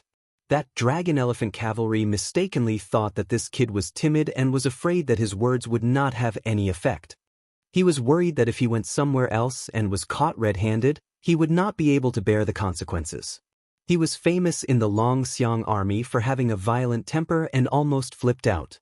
However, he quickly suppressed it and tried his best to maintain a pleasant expression.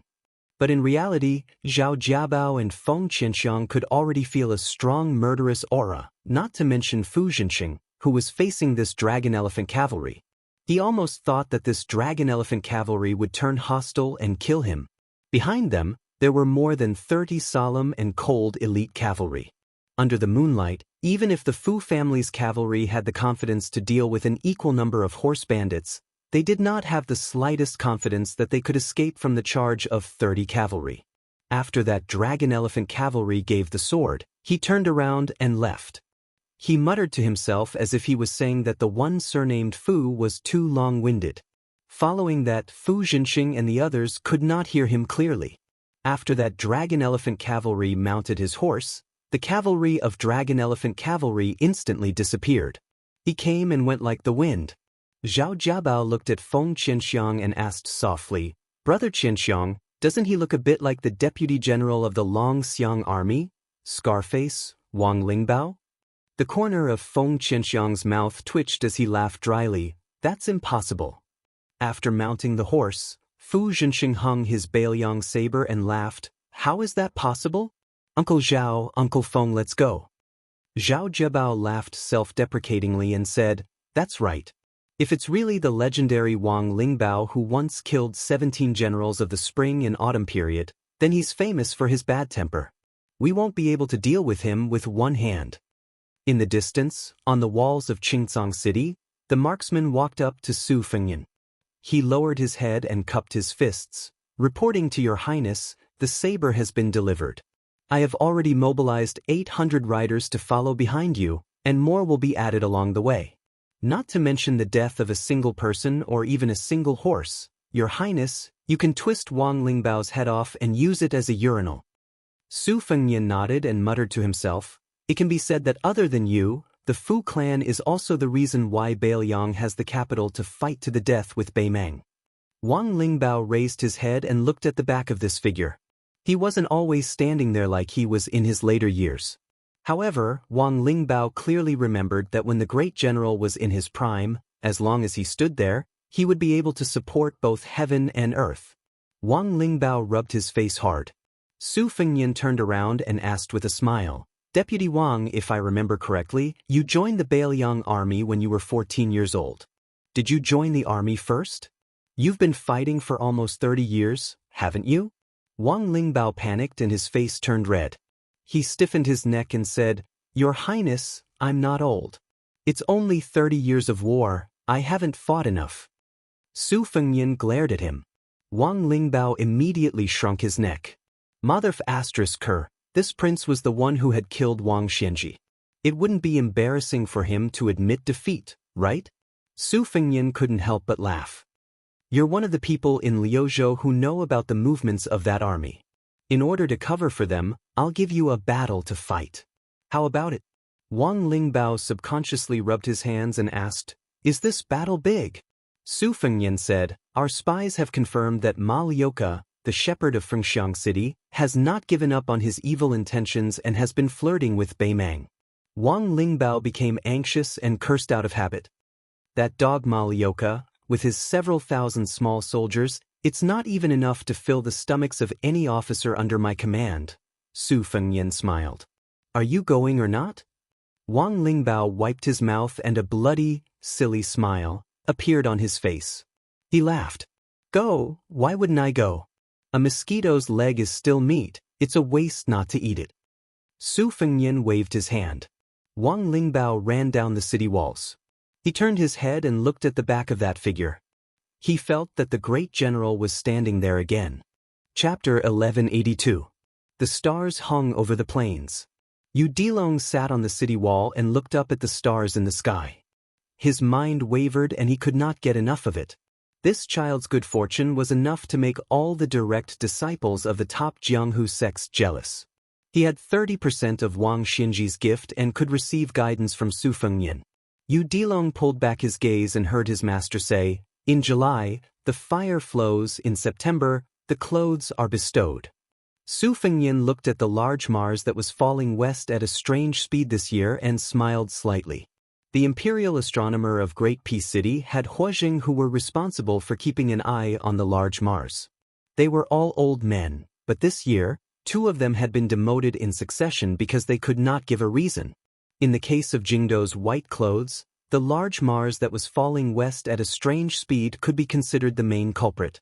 When a dynasty was prosperous, there would be auspicious signs. When a country was about to fall into chaos, there would be bad omens.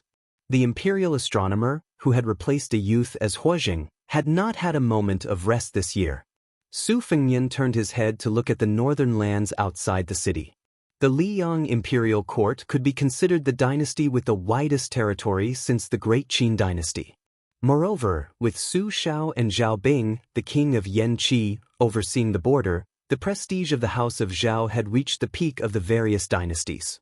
In the imperial court of Great Peace City, famous officials and officials gathered in the same hall.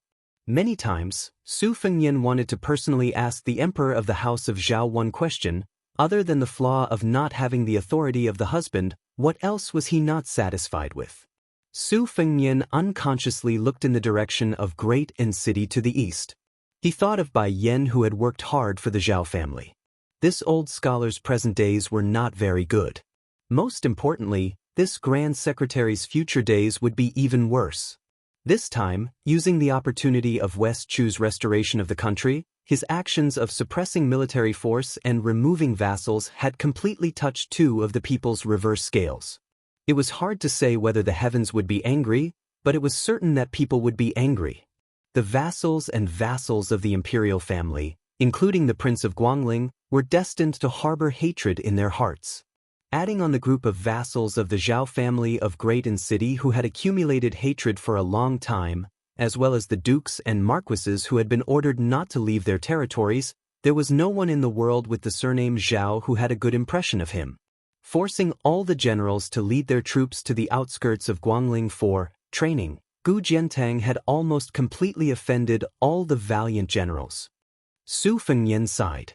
Wu Wudi and Wang Xinji are both dead. You, Wen Wudi, just had to follow Lu Su's plan of reform at this time. Do you really think you will have a good ending? Do you really think you are standing on the side of the emperor? Su Fengnian did not rejoice in his misfortune. Although Zhang Julu was Bailiang's mortal enemy, in this world, there were always a few people who could win the sincere respect of their enemies. Su Shao was one of them. The empress of Beimang, Gu Jiantang, the old king of Jing'an, and Zhao Heng. These opponents who should hate Su Shao the most had never insulted Su Shao in their lives. Su Fengnian sighed softly and said to Yu Dilong that they were leaving. The child jumped down the city wall. Before Su Fengnian entered the city, he had already learned from Wang Lingbao that the 2 people he was going to meet this time were coincidentally not in Qingcang City. His younger brother, Su Longxiang, had only brought 80 riders to the border north of Linyao military town to chase after a group of horse bandits that were said to be 1,000 men strong. Chen Shiliang, on the other hand, was somewhere outside the city, recruiting soldiers and buying horses for the Yuzhou border army. For the past 2 months, he had been sleeping outside the city almost every night. Su Fengnian and Yu Dilong came to the mansion of the provincial governor of Liuzhou, which had taken over the Dragon King's mansion. The mansion was brightly lit. Almost all the officials sitting behind desks and dealing with government affairs were young faces. Half of these outstanding talents who had been specially promoted were scholars who had gone through heavy screening, and the other half were descendants of the nobles of the former 3 provinces of Beiliang. When Su Fengnian entered a small government office that was used to manage grain and fodder, he happened to see the provincial governor, Yang Guangdou, holding a weasel hair brush upside down and fiercely knocking an official's head. He cursed the official's 18 generations of ancestors without leaving a single one behind. That young man, who looked like a grain officer based on his official robes, was blushing. Being insulted by the provincial governor in front of his colleagues, his rank was worlds apart. Naturally, he did not dare to retort. Feeling wronged, the handsome man, who was 7 feet tall, actually broke down in tears. Provincial Governor Yang still did not go over. Huffing and puffing, he handed the brush back to the young man.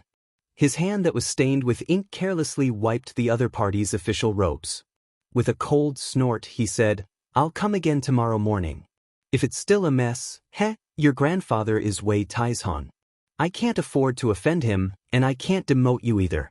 However, I can still do such a trivial thing as sending you to that shabby ceremonial room near the latrine. Wei Tonghe, your official robes are dirty. You don't even need to wash them. In any case, you'll most likely have to change them tomorrow."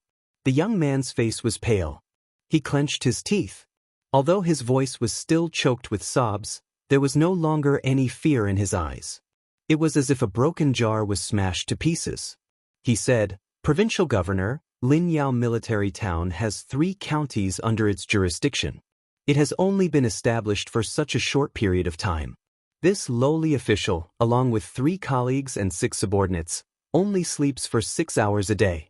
Although there are indeed some mistakes in the recording of the 4th grade farmland in Linyao, this is already the limit of this lowly official's abilities.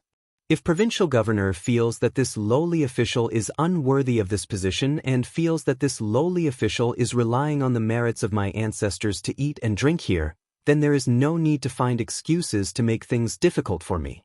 Yang Guangdou blew on his beard and glared. After a moment of hesitation, he laughed coldly and said, "Kid, you have some backbone. Then don't talk nonsense and scram. Our Liuzhou's ceremonial room is the most important government office. It is in charge of advising and educating. This official reckons that those refugees would love to listen to your eldest young master Wei Tonghe's lessons. Perhaps next year, there will be a basket of talented Zhuangyuan."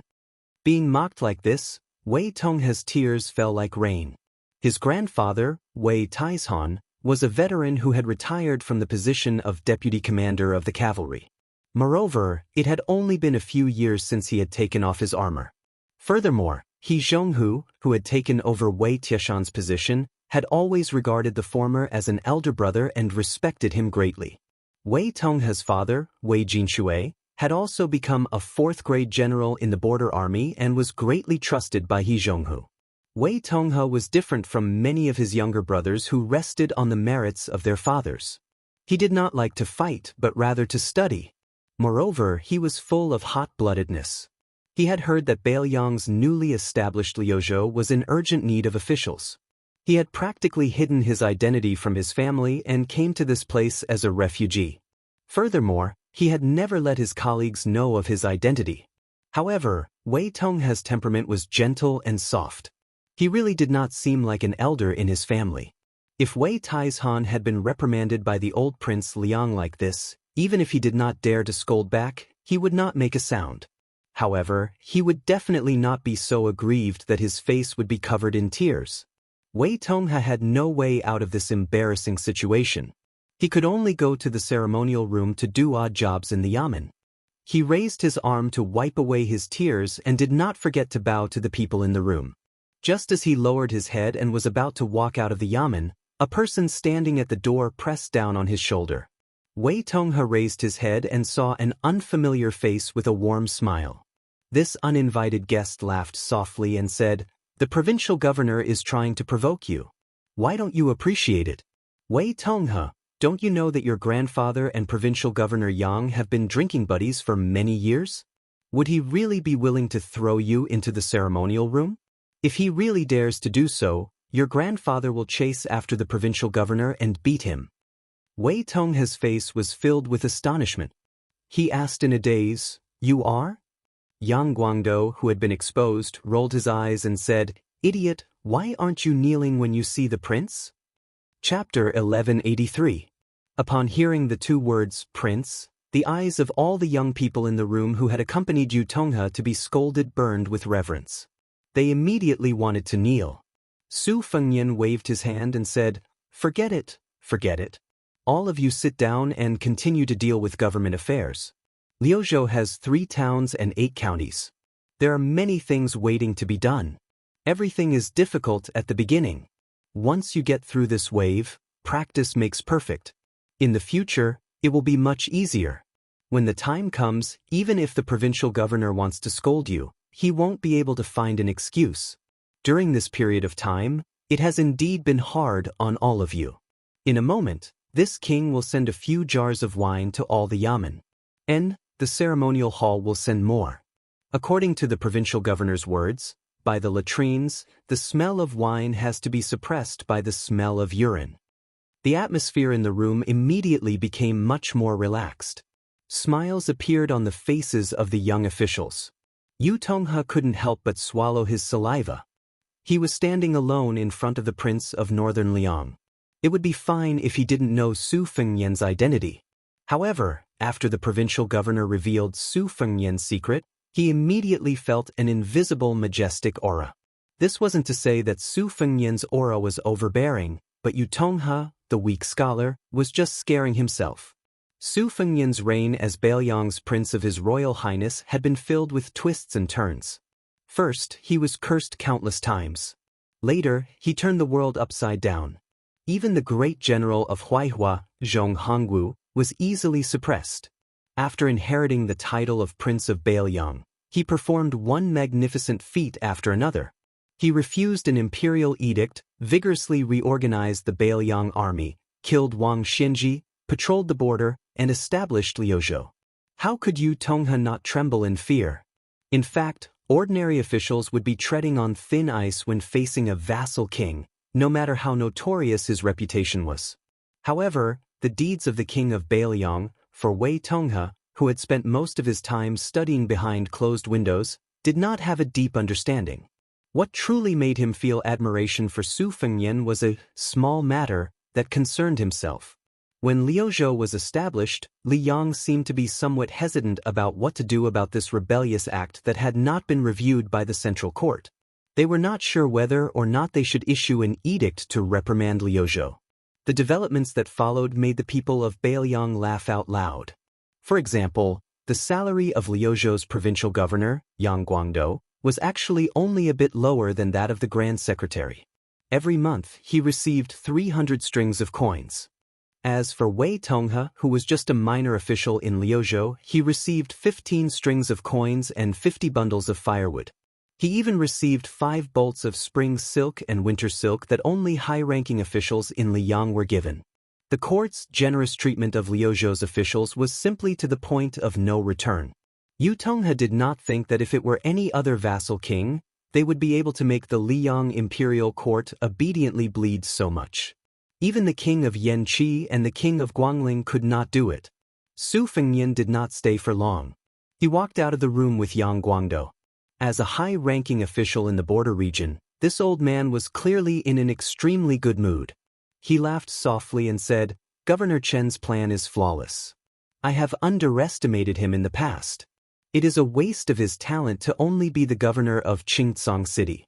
As the provincial governor, it is only right for me to give up my position. There are less than 200,000 refugees, and the number of people who took the initiative to join the army in Yu and Liang provinces is still less than 10,000. In the beginning, I was helpless against this.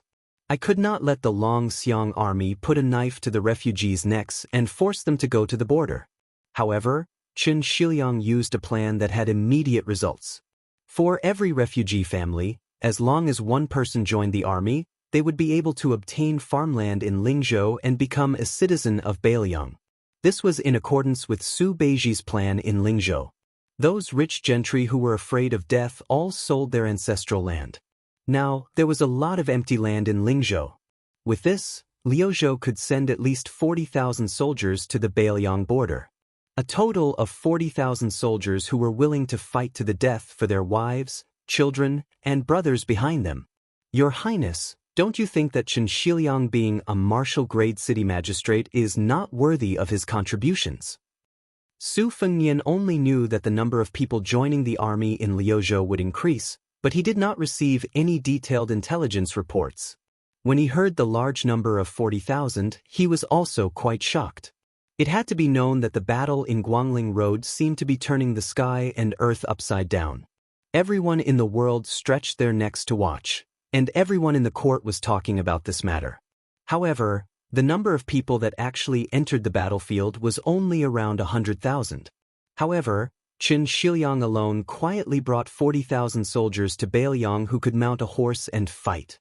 Also, don't forget, how could the 40,000 soldiers of the Beiliang army be compared to the 40,000 soldiers of Yang Shenxing's army? Once, there was a busybody who commented on the combative strength of the armies in various places in Liang, and the result was widely spread. Perhaps that person was purposely roasting the army of Beiliang on the fire, as he said that one of Beiliang's cavalry could match 2 of Li Yang's goblin cavalry, and one of Beiliang's infantry could match 3 of Li Yang's elite infantry. However, Yan Wenluan, who never boasted, did say in private that after West Chu's kingdom was restored, if Yang Shenxing's 40,000 soldiers of southern Ji were exchanged with his 20,000 infantry, they would be able to take over the Baiao military town in one fell swoop. Naturally, they would not suffer a great defeat after that. Su Fengnian said helplessly, refugees who move to Ling province can obtain a household registration. Chen Shiliang did not inform Mount Qingliang beforehand. Su Fengnian smiled and said, Provincial Governor, are you covering for Chen Shiliang? Are you afraid that I'll punish him for both crimes? Yang Guangdou burst out into laughter and did not try to hide his thoughts. He said bluntly, that's right. Chen Shiliang came from a humble background, but he truly cares about the people. This is something that even a simple and honest descendant of a noble family like Wei Tonghe could never achieve. Your Highness, you can't let such a good seedling die prematurely. To be frank, if you really want to use Chen Shiliang to establish your authority in Lu province, I won't be able to stop you. But after that, I'll definitely bring him into the provincial governor's mansion and treat him like a precious treasure. Su Fengnian said frankly, at the beginning, I was planning to give Chen Shiliang fair rewards and punishments, but on the way to Qingsong City, I met a descendant of the Deer Song clan. Just like you, he has a very high evaluation of Chen Shiliang, so I gave up on that idea. Moreover, I've discovered one point. In Wutangen, my second sister is leading the charge, and with the help of the old group of strategists and advisors, it's already very difficult for them to deal with ordinary government affairs in Beiliang. If a war really does break out, I reckon that even if I sit behind my desk 24 hours a day, I still won't be able to deal with it. Right now, Mount Qingliang is only dealing with some of the old habits of Beiliang's underworld. They can still proceed step by step according to the rules. Once this war breaks out, I'll definitely have to go to the border. When the time comes, I'll have a headache. Yang Guangdou said in a low voice, Your Highness, are you saying that Mount Qingliang lacks a Li Yishan who has the vision and strategy to control the overall situation? Su Fengnian nodded. Yang Guangdou sighed ruefully, this kind of person can be said to only appear once in 100 years, or even once in a few decades. Even if there is one, it would be in the great peace city's Zhao clan. How could it be our Beiliang's turn? Just like the 100 or so scholars rushing to Luzhou and the local gentry descendants of Beiliang, there are more than 200 of them. But in my opinion, the best material, that is, someone with Wei Tonghe's level of temperament and talent, needs to be polished. Without a dozen years of work, how could he be able to take charge of an area? Being an official is the easiest thing in the world. But to put it bluntly, even being a corrupt official requires talent, much less a capable official who can safely rule over an area. Now, I hope that a few of those scholars from outside the country can quickly emerge. They can't be simple pieces of unpolished jade, but beautiful jade that can be used immediately. Chen Shiliang and Su Beiji are of course very good, but they are still too young. Li Yishan and Nalin Yusi, who is of the same rank as him, are also gradually influenced by the smoke of war. Furthermore, no matter if it is Chen Shiliang or Su Beiji, they all have a fatal flaw that their own abilities cannot change. Su Fengnian said softly, a reputation that is publicly acknowledged by the people of the world. Yang Guangdou's face was weary as he said, the way of the world is so cold and fickle. The dogs of the rich and powerful surpass the eminent scholars of the poor, especially before the spring and autumn period. No matter how ambitious and ruthless you are, as long as you don't have a family background, it is as difficult as ascending to the heavens to accomplish anything. Right now, it is only slightly better. Perhaps it will gradually improve in the future, but our Baoyang cannot wait. Su Fengnian muttered to himself, looks like we have to hurry. Yang Guangdou was very experienced. He lowered his voice and asked with a face full of surprise, do you have someone to choose? Su Fengnian smiled bitterly and said, for this kind of matter, it is not useless even if both sides are in love. Nothing has been set in stone yet. It will depend on my luck. Yang Guangdou touched on a sore spot and said with a playful smile, there are rumors that Lu Su of Xiangfan City was once ignored by the king? Su Fengnian did not deny it and said self-mockingly, I don't know who is the blind one. Yang Guangdou dismissed it with a smile and suddenly asked, I heard that the guy from Shangyin Academy has come out of seclusion and has gone to Great Peace City? Su Fengnian's face was slightly gloomy. He nodded and said, they have started to slay the dragon. Yang Guangdou smiled coldly and said, the hound is cooked after the rabbit is killed. It is better to kill the deer. Chapter 1184. That night, Su Fengnian, led by Yang Guangdou, visited all the yamens in the Liuzhou provincial governor's mansion. He saw scenes of people burning the midnight oil, young faces that were far from being mature, and a large number of elite soldiers entering and leaving this heavily guarded mansion. It made one feel that this place was radiating with an unusually lively atmosphere. Su Fengnian and Provincial Governor Yang did not disturb the officials in the yamen dealing with political affairs most of the time. They walked around casually and commented on the deployment of troops in Beimeng. The new king of the south, Dong Zhuo, was nominally in charge of power. Although he had Empress Murong's support, he might not be able to completely reorganize the troops of the south in a short period of time. The spring and autumn annals had brought the perfect etiquette and culture of the Central Plains to the south, adding wings to a tiger. At the same time, they had also brought many bad habits that Beimeng did not have. The atmosphere of luxury was even more extravagant than that of Baoyang. Don't look at the fact that when Baoyang heard that there was going to be a war, 3 or 4 of the tycoons in Lingzhou would leave Beimeng. It was human nature to seek advantages and avoid disadvantages. Moreover, the confrontation between the north and the south in Beimeng was deeply rooted and had always been sharp. The rich people of the south were so active that they had to rely on the influential people of the Great Prairie in the north. This had unknowingly increased the arrogance of the north and weakened the already weak authority of the south. Dong Zhuo, the fat man, would probably lose a few pounds of weight. Su Fengnian and Yang Guangdou chatted about whatever they thought of. Unknowingly, it was already dawn. Yang Guangdou, a third-rank border official, had to hold a meeting every morning and evening. Today, Su Fengnian, dressed in casual clothes, took the opportunity to participate in the meeting. He did not sit on the main seat. The position of Lu province was still empty. Su Fengnian sat in this seat. The important subordinates of the other provinces were all present. These seats were not for just anyone to sit in. None of the people present were still young and naive. They were all high-ranking officials who had been evaluated in the old 3 provinces of Liangling. Most of them were in their 40s or 50s. Although they were not as sharp as the young people, they were familiar with government affairs. They could first ensure that there would not be any major mistakes in the newly established Lu province. These 7 or 8 4th-rank and 5th-rank officials had never seen the young vassal king before. It was no wonder that they were ignorant and ill-informed. After all, before they were promoted, their ranks were not high, and they were all civil officials. In the past, they had never had the opportunity to enter the prince's mansion on Mount Qingliang to pay a visit to Great General Su Shao and His Royal Highness Su Fengnian. In this world where information was blocked and the venerables were taboo, the vast majority of the common people of Beiliang probably still did not know the name of the new Prince Liang. In Beiliang, the people who could truly be said to be known by both women and children were people whose names could be reported. In the past 10 years, there was no need to mention Su Xiao. After that, there was Chen Zhibao and Chu Lushan.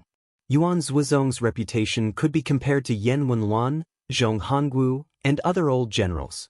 In addition, there was the most talented person in Beiliang, Su Weisheng, and the recently deceased daughter-in-law of the Su family, Wang Chudong.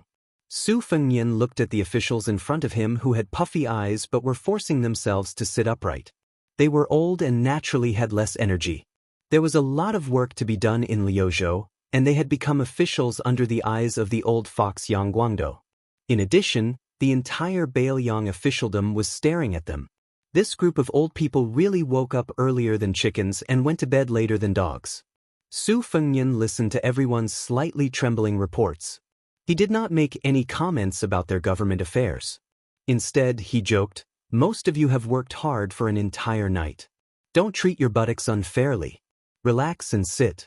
Do whatever is comfortable. Just boldly lean against the back of the chair. Our Beiliang does not follow the customs of the Liang officialdom. We do not pay attention to having half of our buttocks outside the chair when facing a superior official." Yang Guangdou kicked off his boots and sat cross-legged on the chair.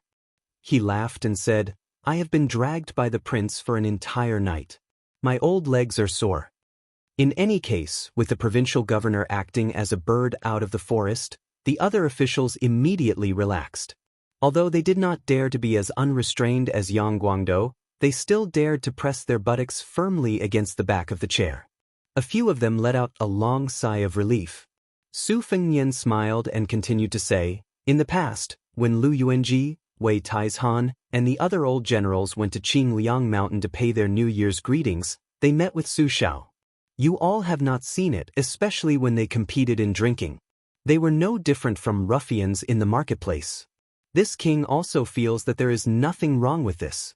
In the future, this king will often come to Qingcang City to ask for money. Everyone, don't be so reserved. That's right, Dianxue Lu, this king wants to stand up for you. More than 1,000 monks will enter flow state, and they all need to go through your hands. This is a very important matter, but the temporary reception room seems like everyone is being raised by a stepmother. Who was it that pushed you to a place near the latrine? Tell me, I'll scold him for you." Lu Zhen, the head of the Liuzhou Classics division, was stunned for a moment. His eyes subconsciously glanced at his two colleagues, but he did not dare to make a sound. In Liuzhou, his position as a scholar was almost equivalent to an empty title. He did not have much real power. If any family had the misfortune of following him, they would have had 8 lifetimes of bad luck. There was no way for him to be compared to the Dianxue Lu, who held power in their hands. In terms of fighting for territory, he would not be able to win against them. Up until now, he had not been able to find the Dianxue Lu who was supposed to be his partner in managing the affairs of a province. There was nothing he could do. Who would be willing to hold a sage's book and deal with refugees? The two officials who were glanced at by Lu Zhen immediately became restless. The young king in front of them who seemed to be amiable to everyone was the Lord of Beiliang who could easily deal with Zhong Hongwu.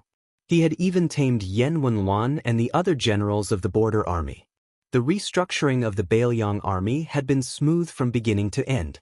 In addition, when Su Beiji had jumped 7 or 8 ranks to become the governor of Lingzhou, he had taken over the position that Li Gongda was unwilling to move from.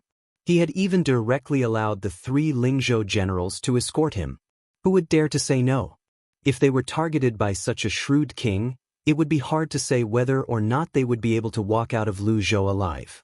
Su Fengnian smiled slightly and said, "Soldier Wang, Officer Huang, the two of you are sweating a lot. The sun is not out yet, but you are already feeling hot?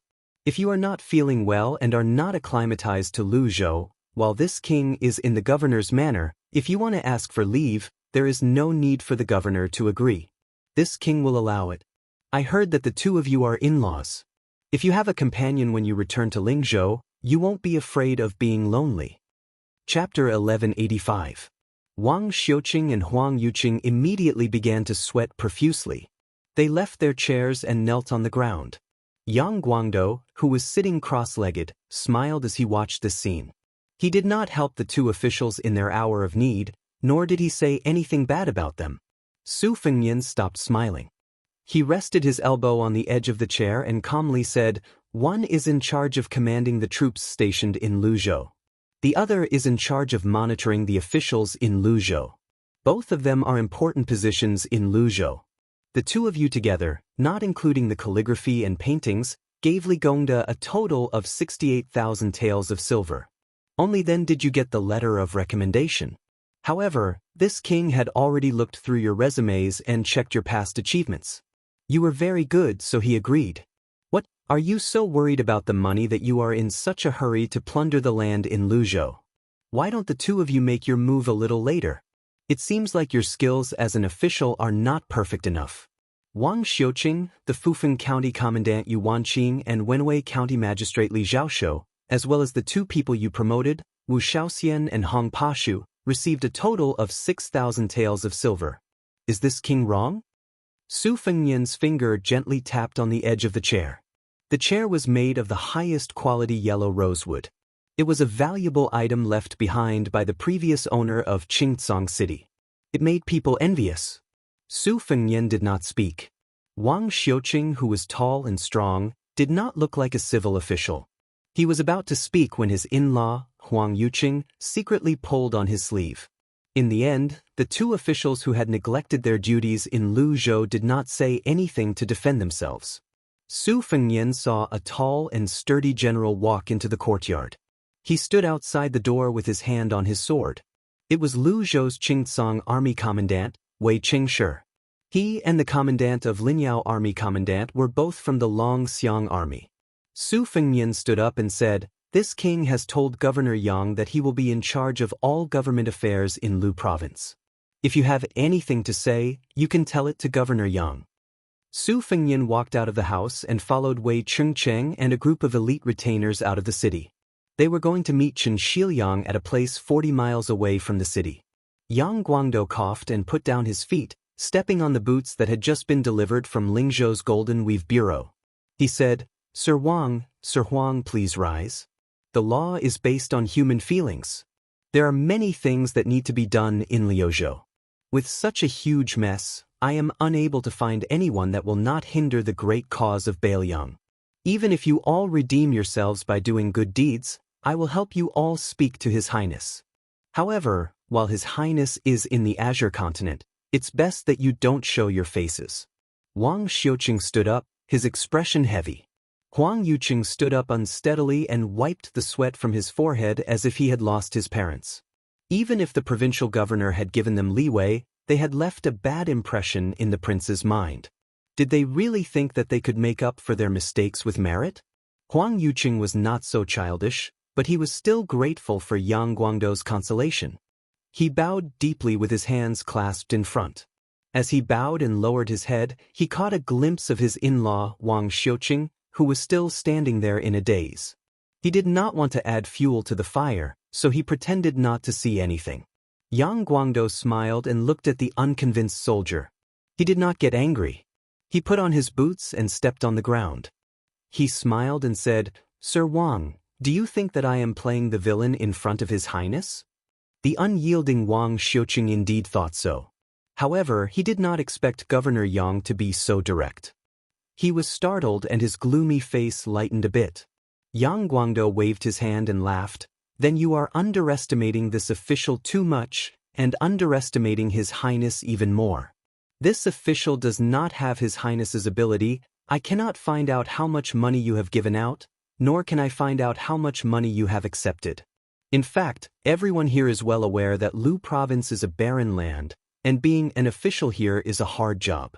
But no matter how little money there is, to be able to sit on a yellow rosewood chair in this room, your official rank is solid.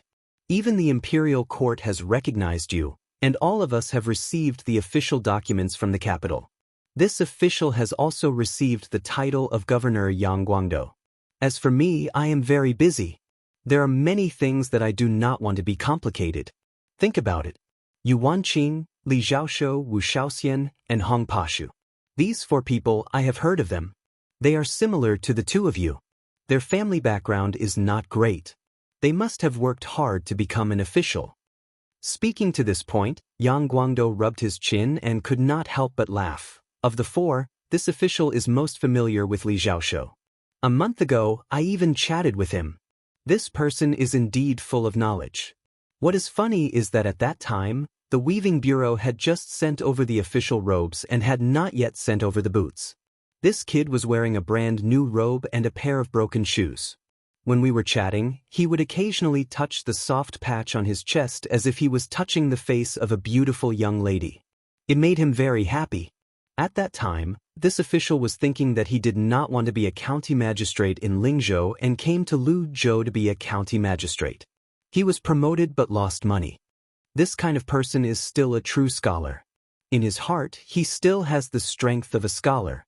Yang Guangdou looked at Wang Xiuqing and laughed softly. I know what you are thinking. I am just helping people get an official position because I like their character and knowledge. I have more money in my purse, and I have also found talents for Bailiang. This is a good thing for both sides. What right do you, King of Bailiang, have to not let it go? Wang Xiuqing, is this what you are thinking? Wang Xiuqing was honest and unyielding. She said in a low voice, that's right. Yang Guangdou shook his head and said, you are wrong. Whether it is you or even me, the primary third-rank provincial governor of Luzhou, we cannot escape the problem of not being in a position and not being in a position. For example, I do not have many people at my disposal and am unable to make ends meet. According to the law, you should be stripped of your official status and be sent back to Lingzhou. However, I still have to clean up your mess. This is how I, Yang Guangdou, only consider the gains and losses of Luzhou.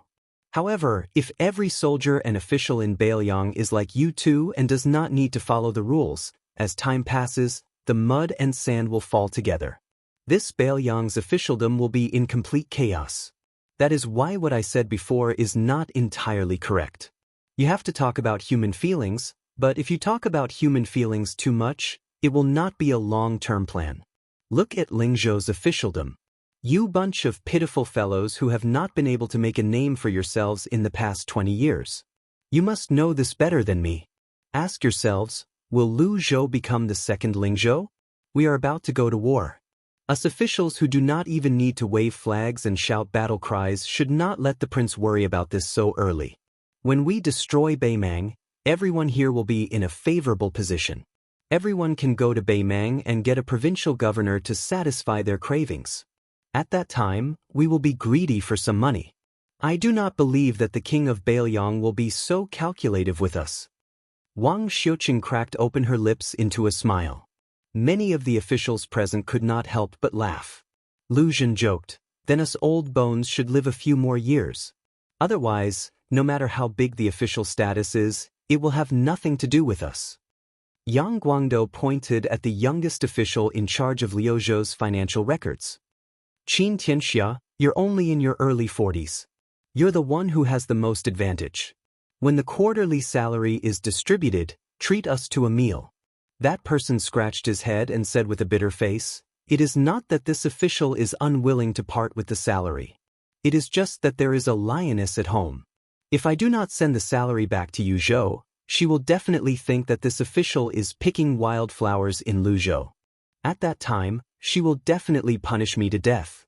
Provincial governor, please do a good deed and let official Zhou, who has the most money in our family, treat us.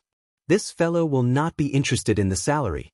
A fat middle-aged official cursed, Qin Tianxia, F** King Bulsh * T. Yesterday, you even told me that you had secretly saved up more than 40 taels of money for drinks. The entire hall burst into laughter. It was joyous. When Su Fengnian saw Chen Shiliang, he almost did not recognize him. This poor scholar who originally looked like a weak scholar had tan skin and lost more than 10 caddies. Chapter 1186. Chen Shiliang did not wear the fourth-rank official robes of Qingcang City. He did not even wear the scholar's clothing. He looked no different from a poor refugee. From head to toe, the only thing that could be brought out was the pair of abnormally sturdy wolf-skin boots on his feet. When Su Fengnian personally saw this person who looked even more like a refugee than a refugee, he did not know whether to laugh or cry. However, Xianxia had more than 10 white horses protecting him. For better or for worse, this scholar who was at the heart of the struggle in Bailiang gained back some face. At this moment, Xianxia was standing at the entrance of a village. He was leading a large group of workers to build a windmill and dig a well. The village just happened to be located in a low-lying area with spring water. It was a small oasis that was rarely seen in Lu province. Normally speaking, a place like this that occupied a water source was a place that many factions would fight over. When there was water, it often meant that there would be endless bloodshed. The 100 or so villagers of this village all squatted in the distance to join in on the fun. Some men chewed on steel-like pancakes, while others looked at the white horse righteous followers with a mixture of desire and awe. After dismounting, they still carried blades and crossbows, and their armor was bright.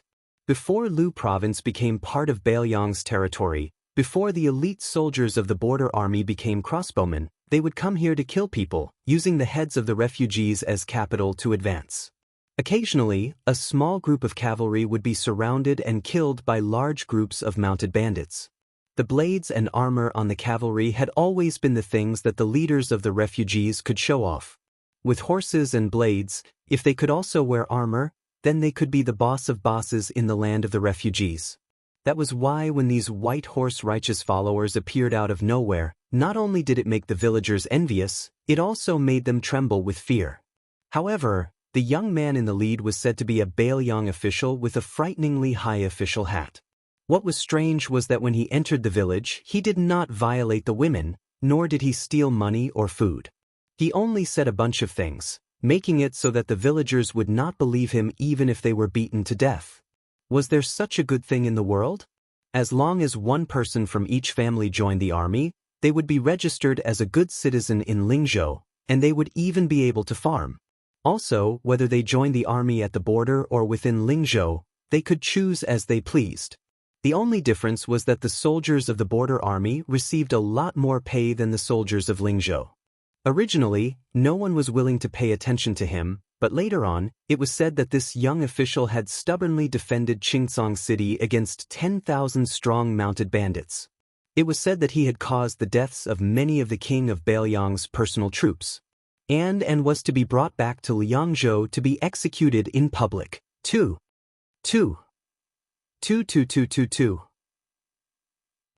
When the villagers saw another group of horses galloping over, they stopped outside the village. A young man who looked even more handsome than a woman gradually approached. Beside him was a small child that looked like charcoal. Behind him was a tall and sturdy man who looked like a general. His attire was really King eye-piercing.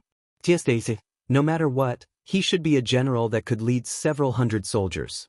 Some of the brats who were born and raised in the village were not afraid of anything. They wanted to go around half a circle to take a good look, but in the end, they were chased far away by their elders. However, there were some strong women who could knock down men from Jiangnan with one hand. Their eyes were shining.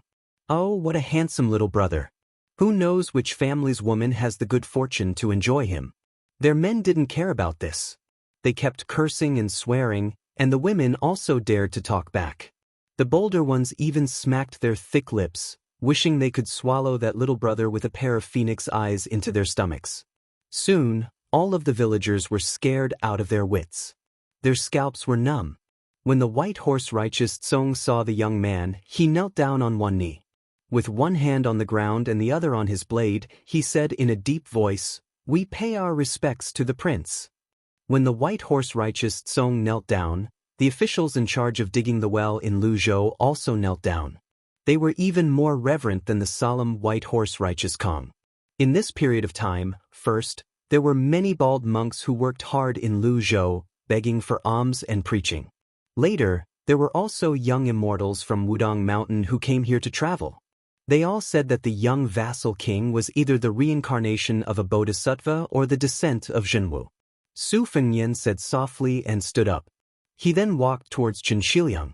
The dozen or so white horse righteous Tsong naturally followed behind the king of Bailiang. They separated the Azure Commandant's retinue without leaving a trace. Wei Chengchen rubbed his nose. He was a little embarrassed, but he did not dare to show any dissatisfaction. During the Battle of Azure City, there was a great disparity in military strength. Although the defending side always had an innate advantage, the city walls of Azure City were not tall and sturdy. The thousands of soldiers of Azure City had already lost their morale. If it were not for the white horse righteous Song who led the charge, Azure City would have already been massacred by the 10,000 elite horse bandits several times. Every time there was a hole in the city's defense, a group of silver-armored soldiers would take the lead and desperately resist the tide of attacks. Although they died, they did not retreat.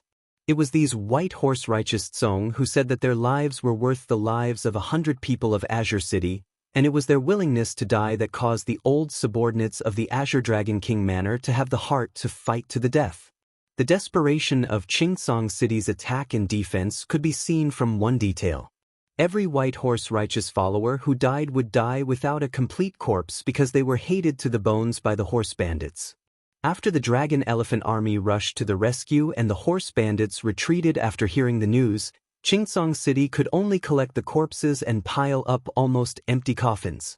When Qin Shiliang saw Su Fengyan, there was some guilt on his face. He wanted to say something but hesitated. Su Fengyan patted his shoulder and then sat down on the mouth of the well.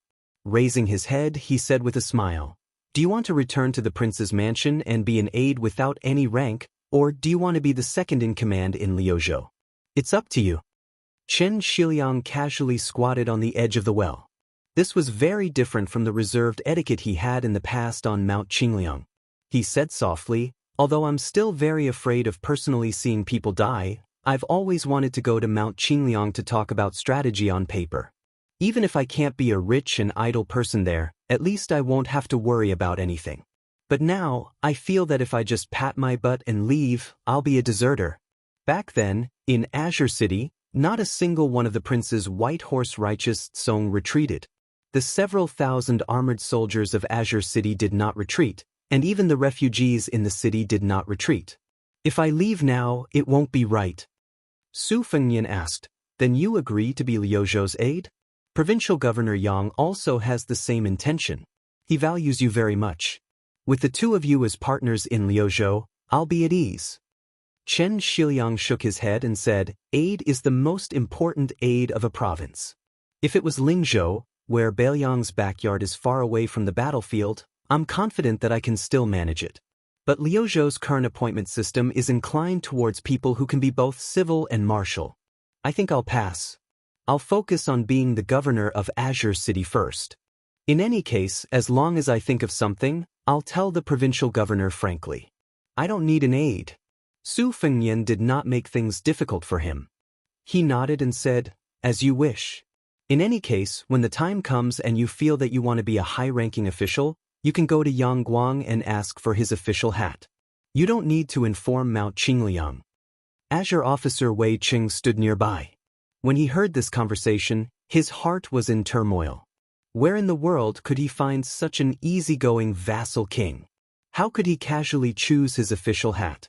It could be seen that the rumors about the king of Beiliang wanting to deal with Qin Shiliang were all nonsense. Wei Qing had long heard of the two popular figures of Mount Qingliang, Su Beiji and Qin Shiliang. Within Beiliang, Su Beiji's achievements and ability far surpassed Qin Shiliang's. His governance of Lingzhou was both firm and soft. It was said that he was about to overpower the head of the civil officials, the administrator, Li Gongda. However, Wei Qing still thought more highly of Qin Shiliang. There was no reason to speak of. Just based on this scholar, he was able to defend Azure City to the death. Moreover, he really managed to defend it. Qin Shiliang suddenly said, "Has your highness been to the cenotaph?" Su Fengyan said, "I just entered the city last night. I wanted to go with you to offer wine." Chapter 1187. Qin Shiliang nodded and stood up. He waved his hand and called the head of the workshop to come over and whispered the relevant matters to him. At this time, a tall and strong young man walked out of the group of odd job workers and walked towards them. Soon, he was stopped by two white horse riders. The cold sword in his hand was half an inch away from the scabbard, and his killing intent was very strong. Su Fengyan glanced at the youth and realized that he was actually an acquaintance of his.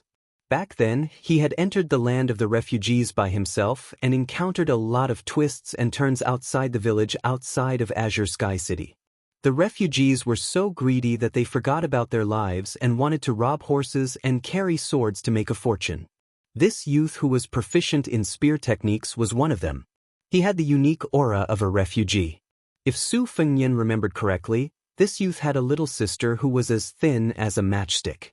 It was because of her that Su Fengnian didn't kill them and even gave the siblings a bag of broken silver. Su Fengnian said, "Let him come over." The young man, who was hot-blooded and wanted to go forward, was already very scared when he met the white horse riders. He had always remembered the superb martial arts of the handsome ranger. He was grateful that the ranger did not kill him and gave him the silver. Now that the silver had been pierced by the young man, he put it on a rope and hung it around his sister's neck. His sister liked it very much. When the young man learned that this person was the prince who controlled the life and death of all the refugees, he did not think too much. He was afraid that he would never see him again, so he wanted to thank him personally. The young man was embarrassed and uneasy. His footsteps were a bit erratic. When he finally walked 5 or 6 steps away from the young prince, his mind was blank. He did not know what to say. His face was red, and he did not even know where to put his hands. Su Fengnian softly smiled and said, "What is your name? I remember that you have a younger sister who is braver than you." The young man finally came back to his senses. He swallowed his saliva and said in a trembling voice, replying to the prince, "This one is called Lu Su. My sister is called Lu Yu." Su Fengnian joked, "You even know how to report back?" The young man secretly pinched his waist, and his mind finally cleared up a little. He smiled shyly and said, "I learned it from the workers. When they talk to the city overseer, they all say the same thing." Chen Shiliang smiled and explained to Su Fengnian, "Lu Yu wanted to go to the border and join the army. I saw that he was too young, so I didn't agree. However, this youth is quite strong, so I allowed him to do some work for the yamen and earn some money to make ends meet. His hands and feet are nimble and he is also smart. He can already recognize more than 100 words. Every day, when he is free, he will use a branch to write on the ground.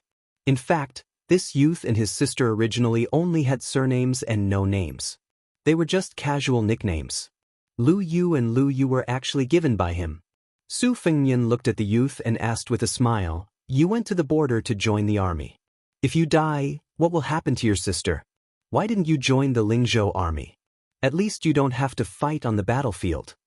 The youth replied with a serious face, "The official in charge of recording said that we get a lot of money from the border army and we get money quickly. As long as we go, not only will we get a large amount of money, we will also get a piece of land in Lingzhou. Then again, didn't they say that one of our Bailiang soldiers could fight 3 or 4 of their northern barbarians? I might not die if I go to the border. If I can use my spear to kill a few northern barbarians and become a sergeant or something, then my sister won't have to worry about food and clothing for the rest of her life. She might even have her dowry." The youth seemed to have remembered something and quickly said, "Reporting to your highness."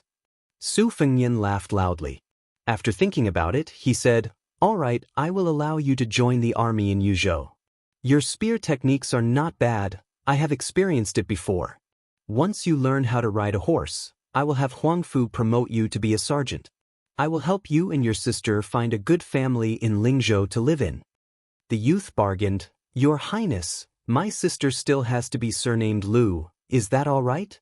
Su Fengnian nodded and then joked, "Why don't you change your surname to Su? How about it? I can promote you to a sergeant right now." The eyes of the Azure Sky Academy's Wei Chengcheng and his entourage turned green. What the F***ck, this was a huge meat pie that had fallen from the heavens. Although it wasn't as popular as it was during the spring and autumn period, to be bestowed a surname by an emperor or a vassal was still a great honor for these heroes. Great General Su Shao had been in the military for over 40 years and the number of times he had been bestowed surnames could be counted on one hand. Spear Immortal junior brother Su Yanbing was one of them. However, he did not expect that the youth would be stunned for a moment before shaking his head and saying, "I haven't killed the northern barbarians yet, how can I be a sergeant? Also, If my parents knew that my sister and I changed our surnames, they would beat me to death in my dreams. Wei Chengqing almost wanted to hang this brat up and beat him up. If your parents knew that you rejected the king of Beiliang's good intentions, they would really beat you to death in your dreams. Su Fengnian smiled and said, "That's fine. Anyway, after you go to Yuzhou, go find a general called Huang Fuxi and tell him that I told you to join the army." The youth timidly asked, "Aren't we going to Liangzhou? I heard that the soldiers there get better pay and the land they get is better." Su Fengnian did not know whether to laugh or cry and said, "Liangzhou is about to start a war. Your spear techniques are not bad, but you haven't familiarized yourself with battle formations. No matter how good your skills are, you won't be able to fight against the northern barbarians' charge." The youth seemed to understand and made an "oh" sound. Those villagers who had heard that the king of Beiliang was coming personally returned. They watched with great interest as this extremely daring child spoke in front of the prince. They were somewhat envious.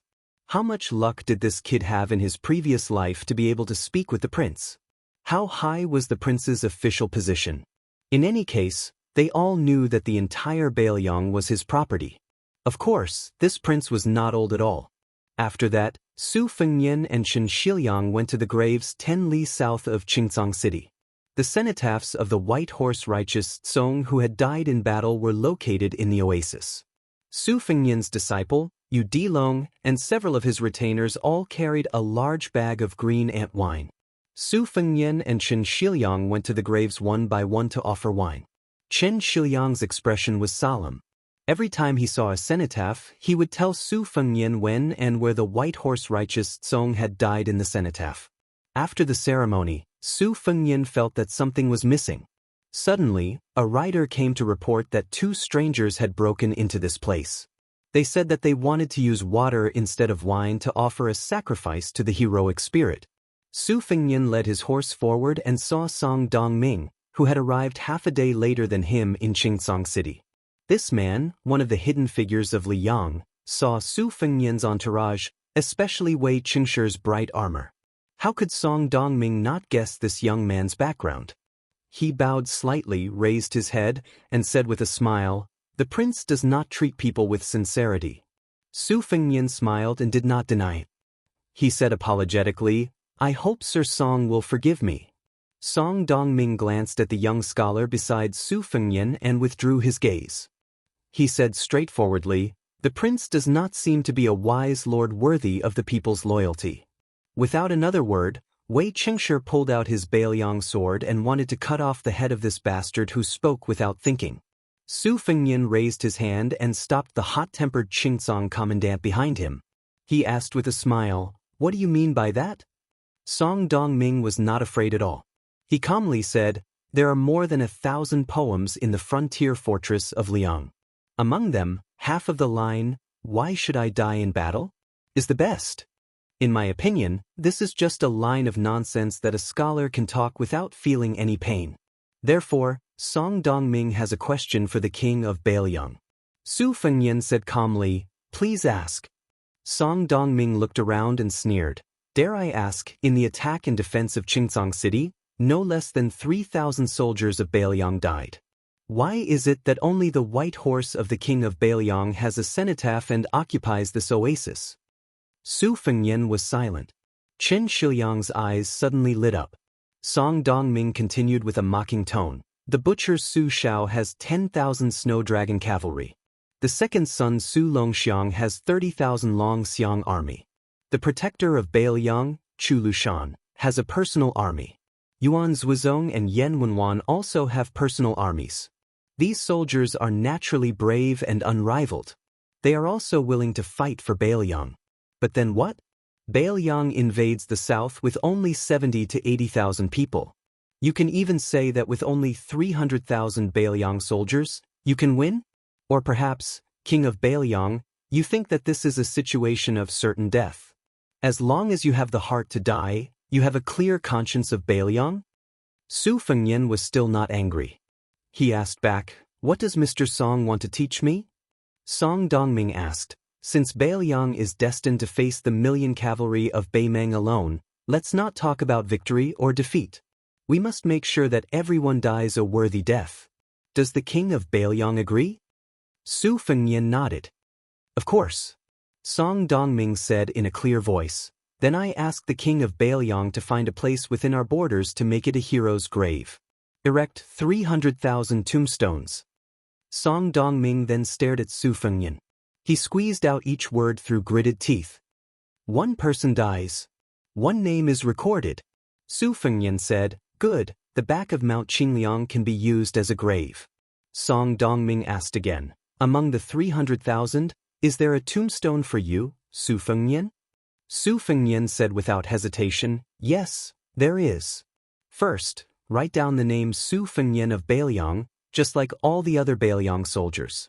Now, just record the time and place of birth. After death, add the time and place of death. Song Dongming looked into Su Fengnian's eyes. After a long time, he bowed solemnly and said in a low voice, Song Dongming is willing to be a subject of Bailiang.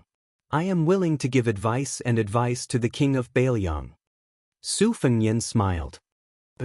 When Song Dongming straightened his back and raised his head, Su Fengnian walked to the side of this dear Song disciple. The two stood side by side. Su Fengnian lowered his voice and said softly, I know that deep down in your heart, you don't want to be an official, but so what? Song Dongming also said softly, the king of Bailiang is wrong. To be an official in Bailiang is to be an official in the mortal world, not an official in the heavens. Su Fengnian was non-committal. Is it enough to be the temporary deputy commissioner of Bailiang's Daoist secretariat, overseeing Mount Qingliang? Song Dongming nodded. It's enough. In the autumn of the first year of Xiangfu, Song Dongming of the Deer Song clan became an official in Bailiang. Chapter 1188. They were not in a hurry to return to Qingtsong City. Su Fengnian, Song Dongming, and Chen Shiliang sat by a stream. Su Fengnian did not hide anything from the newly appointed deputy administrator. He told him a lot of Bailiang's plans. For example, Wang Lin led the troops to the Phoenix Regiment to kill the capricious Mao Yoka in order to clear a path for Chao Wei's 10,000 light cavalry. It could even be said that the temporary expansion of the Longxiang army before the war was also to ambush these 10,000 cavalry. The main force of the Phoenix Regiment was a secret deal between Bailiang and the Six-Pearl Bodhisattva of Mount Lantua. After listening, Song Dongming did not talk about the details. Instead, he picked up some stones and placed them on the ground. He muttered to himself, Currently, there are 3 battlefields. Chu Lushan is in charge of the main battlefront north of Liangzhou. The pass, military town, and Wubao Relay Road are all perfect. It is not an exaggeration to say that they are impregnable. To the north of Yuzhou, Bailiang has a natural advantage. It is easy to defend but difficult to attack. It is unlikely that Bailiang will attack Yuzhou in the early stages. However, Liuzhou is vast and has very few ups and downs. The terrain is like a flat plain, which is good for cavalry. We don't have any big cities or towns to rely on. Bailiang has the advantage in terms of overall military strength. They don't need to use schemes to mobilize their troops. If they choose this route to go south, they will bypass Yuliang and Liangzhou. The only thing they need to guard against is that their supply line will be cut off by the Su family's cavalry stationed in the northwest of Liangzhou. This will test the sneak attack and counterattack skills of both sides. Su Fengnian glanced at Chen Shiliang. The latter slowly said, if Bailiang wants to successfully go south into Shu, regardless of whether Bailiang set up Liuzhou as a refugee land, they will try to open a gap here. Otherwise, even if they have 1,000,000 troops, they will not be able to afford to attack the defense line in the north of Yuliang. After all, our Bailiang army, whether cavalry or infantry, are very good at fighting. Moreover, the cavalry can defend the city if they dismount, but they can also take the initiative to attack if they mount. This is the real headache for Baimeng. General has long built large granaries and arsenals in the most important cities and fortresses on the front lines to prepare for a long war. Chen Shiliang paused and smiled, but in fact, our Bailiang army has never thought that only defending the city is the best strategy. This point has been passed down from General and Li Yishan to Yan Wenluan, Chu Lushan, Yuan Zhuozong, and all the other young generals. They have all come to a clear consensus. Therefore, Bailiang has been practicing martial arts for many years and has always strived for both offense and defense. Beimeng chose to start the war now because of the general's death. In addition, Bailiang has to send a portion of its forces to the plains of Liuzhou in order to absorb the refugees. First, Beimeng's Western Front faction finally feels that there is an opportunity. Second, they can't afford to drag it out. If the Liang imperial court evolves the power of the Central Plains into fighting forces at the front lines, the power of the two countries will only grow stronger and weaker. Beimeng will have even less of a chance to fight. It can be said that choosing Liuzhou as the location of the war is the entry point that Beimeng thinks it can benefit from. It is also a very proactive choice by Bailiang. This is not because Bailiang is arrogant, but because they are confident. Especially confident that our cavalry will fight at their doorstep. Song Dongming smiled knowingly and nodded. Bailiang's military is actually like a well-cultivated field, waiting for the harvest. As the deputy administrator who has not yet received his official robe, I will not add feet to a snake.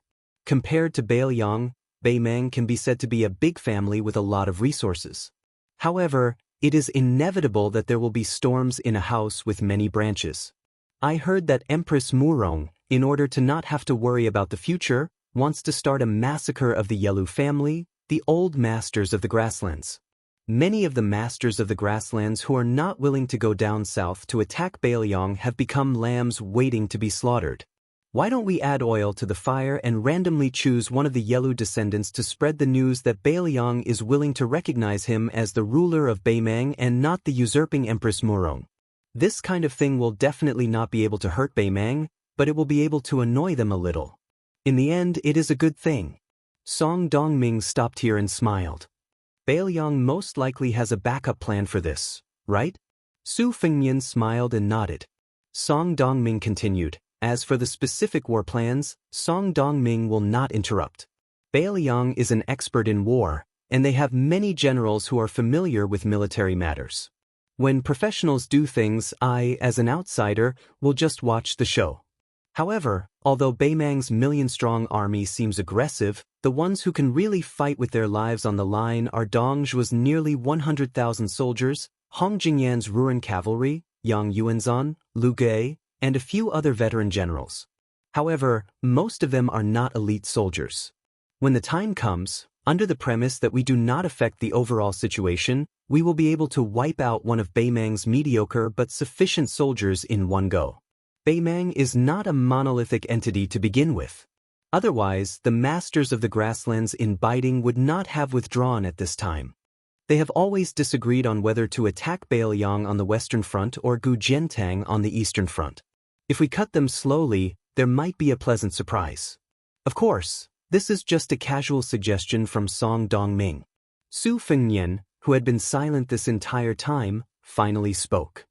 This has always been a small link in Chu Lushan's interconnected plans. Song Dongming happily laughed. Just a small link, I finally know why everyone is so afraid of that infamous Lu Qiu. It's no wonder that the great king of the southern courtyard, Dong Zhuo, suffered a great loss at the hands of our protector general. Song Dongming narrowed his eyes and threw a stone into the stream, causing a ripple. On the imperial court side, there are some things that I can do. Regarding the grain, salt, and iron, I have a plan that can make the imperial court completely relent. Su Fengnian smiled. The imperial court has always wanted to make oxen pull carriages while not letting oxen eat grass. They're extremely stingy. Even now, the half of the grain that they've relented with great difficulty still hasn't been shipped to Bailiang's Lingzhou docks. If West Chu hadn't given them a warning at the start of the restoration of the country, this batch of grain probably wouldn't have left Xiangfan City for 100 years. Song Dongming said calmly, "It's very simple. We of Bailiang sent a letter to the capital and asked to send 10,000 soldiers to quell the problem. The kings of the border have the responsibility to guard the border and also quell the problem for the country. It's perfectly justifiable.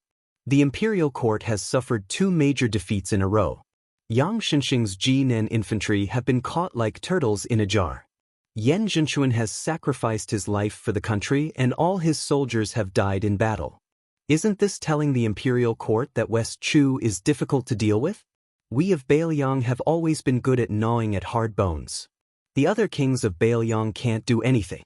If 10,000 isn't enough, how about 30,000? Qin Shiliang smiled slightly. It looks like the Ministry of War of Great Peace City is going to be a mess. Earlier, it was Su Fengnian who had asked Song Dongming if a secondary second-rank official's hat was enough. Now, Song Dongming's mocking "is it enough?" was really returning the favor. Su Fengnian smiled. The imperial court will hate you to death. I have to let experts protect you, the deputy administrator. Otherwise, Zhao Guo's death soldiers will definitely come to take your head. Song Dongming did not smile at all. His eyes were firm as he said softly, if the Zhao family doesn't even have this much courage, how can they rule the world? Do they really think that Bailiang will exchange the death of 300,000 soldiers for their peace? It's true that all the land under the heavens belongs to the king. But since Bailiang is also the Liyang territory, are the millions of Bailiang not citizens of the Zhao family? There's no such absurd logic in the world. Qin Shiliang sighed. He was convinced by this. For some reason, compared to Su Beiji who betrayed Beimang, Qin Shiliang felt closer to Song Dongming. Chapter 1189. At this moment, a person fell into the stream. On the shore, Yu Dilong shook his wrist, his face full of disdain. Seeing his master turn his head, Yu Dilong explained loudly, "Master, don't blame me. This kid asked me to hit him. He just said that he could knock me down with one finger even if he stood still. He also said that there were only a few masters in Bailiang. He said that he was a third-level master and that he hadn't met a single master since he came to Bailiang." Yu Dilong glanced at the drenched chicken in the stream and said disdainfully, "What third-level master? He made me use half of my strength to throw that punch. If I had known that he was so weak, I would have been merciful." Wei Cheng secretly gave the child a thumbs up. Yu Dilong responded with a silly smile. Song Dongming ignored the aggrieved and shocked page boy and asked with a smile, "Your Highness, I heard that you took in 3 disciples. Which one is it?" Su Fengnian said somewhat helplessly, "The youngest one is the eldest disciple. He's the most worrisome. That's why I brought him with me. Otherwise, in the future, Jianghu will have another big devil who does things without scruples." A rider from the Longxiang army galloped over. After dismounting, he said, "Reporting to your Highness, General Su and his 90 men have arrived at the Killing Dragon Hill 10 miles away." Su Fengnian stood up and said with a smile, "Qin Shiliang, you accompany Mr. Song back to Qingtsong City first. I'll go see my brother." Qin Shiliang asked, "What about these White Horse righteous followers?" Su Fengnian said with a smile, "Do you think it's the 2 of you who need protection, or me?" Qin Shiliang smiled slightly and said no more.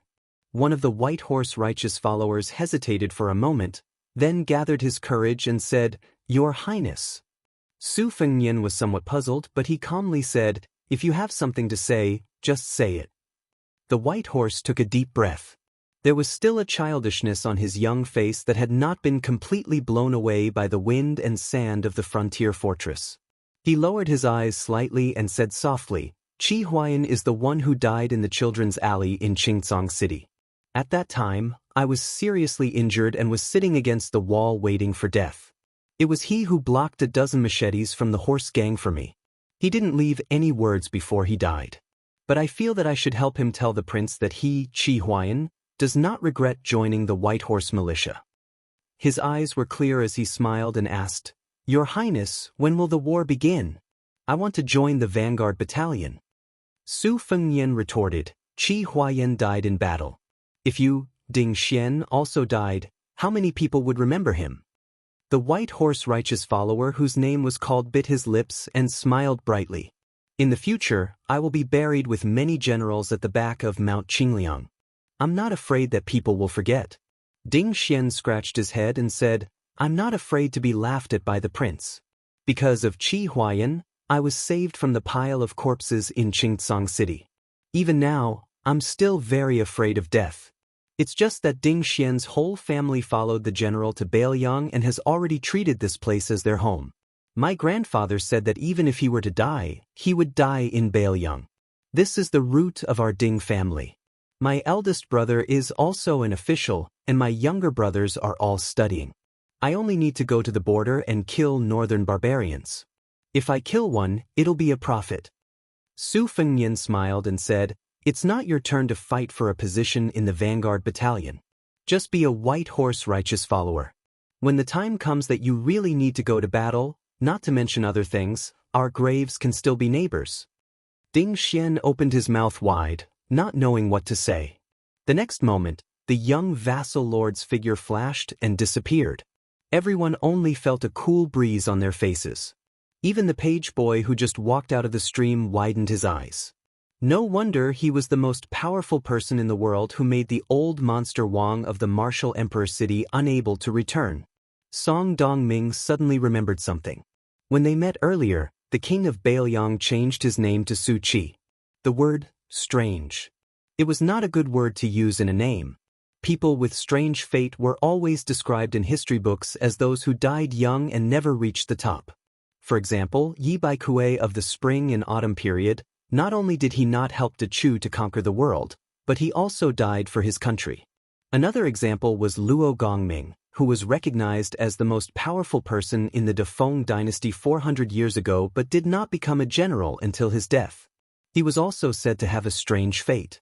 Chen Shiliang said softly, 300,000 tablets, I'm afraid it will stretch for dozens of miles from the back mountain of the prince's mansion. It's a huge project, and the war is imminent.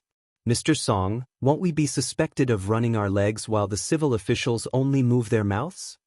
Song Dongming said calmly, don't worry, we won't need to use any of the prince's mansion's money, and it won't affect the soldiers' pay at the border. There will be countless families whose children are fighting at the border who will contribute money and effort. If anyone dares to escape, I, as the newly appointed deputy administrator, will burn the first fire on their heads. I want them to know that this war is not just the Su family's matter, but the entire Bailiang's matter. Chen Shiliang moved his lips. Song Dongming looked at the young scholar who was reserved and smiled softly. Shiliang, do you think I'm being unreasonable? Chen Shiliang shook his head. Song Dongming sighed. If we don't do this, we won't be able to defend Bailiang. In the end, the people will be the ones suffering.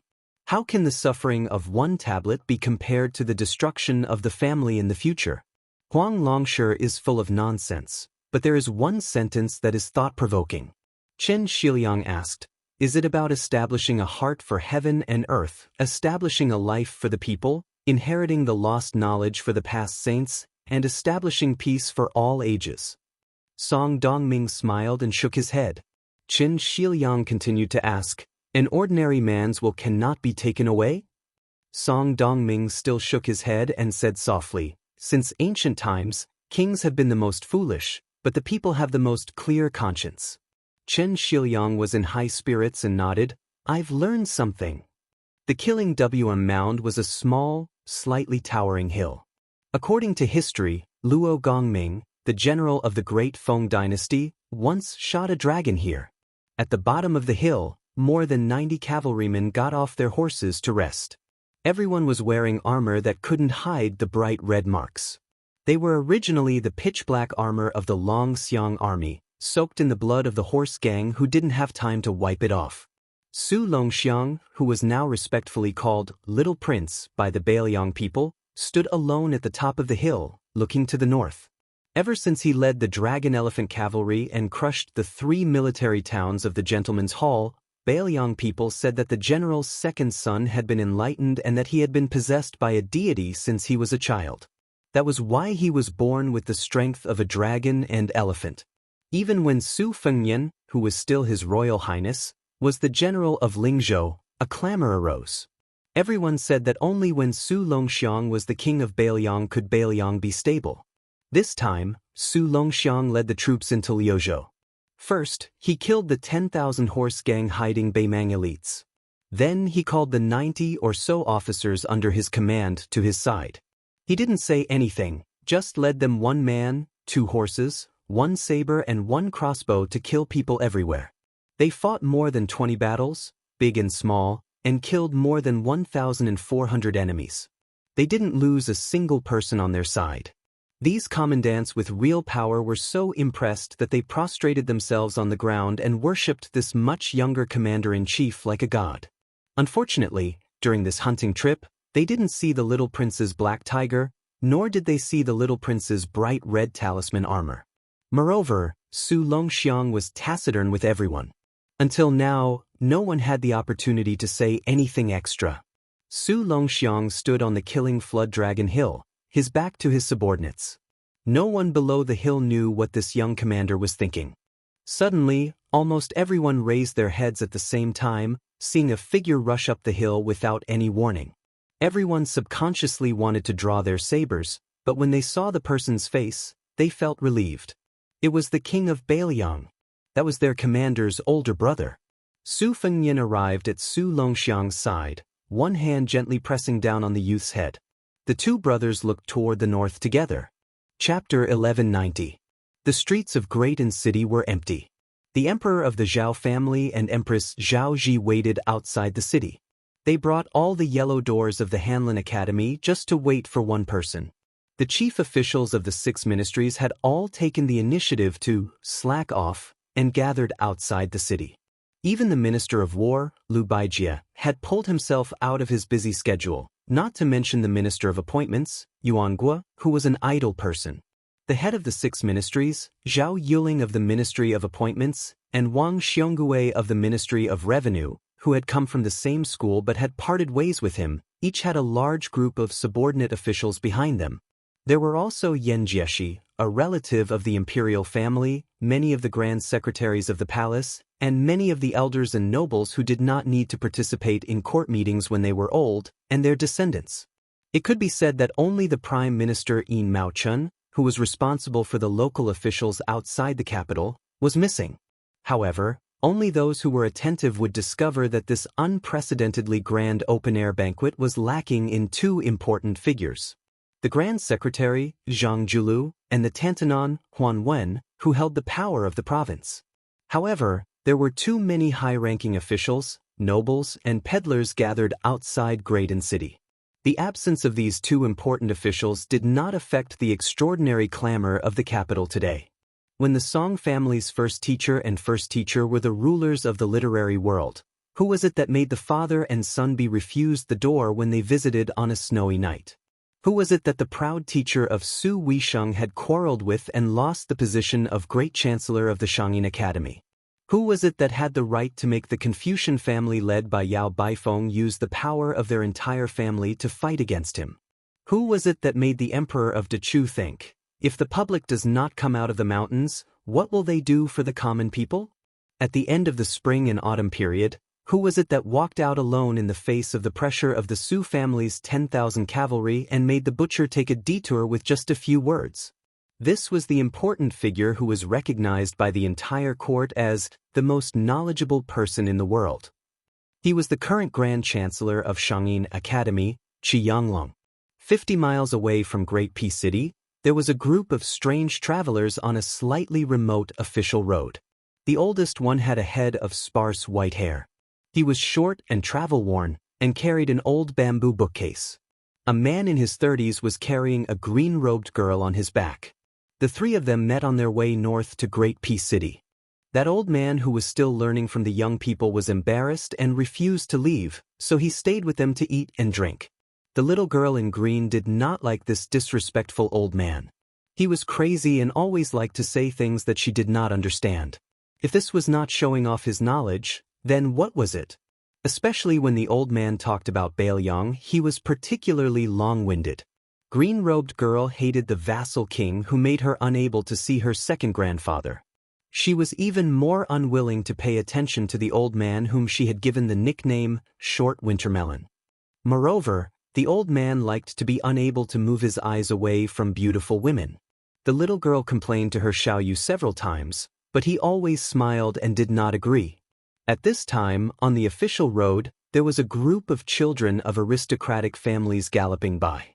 The old man's gaze finally moved away from the body of a rich girl riding a horse, and he began to mutter again, "AI, the girls today are becoming more and more beautiful.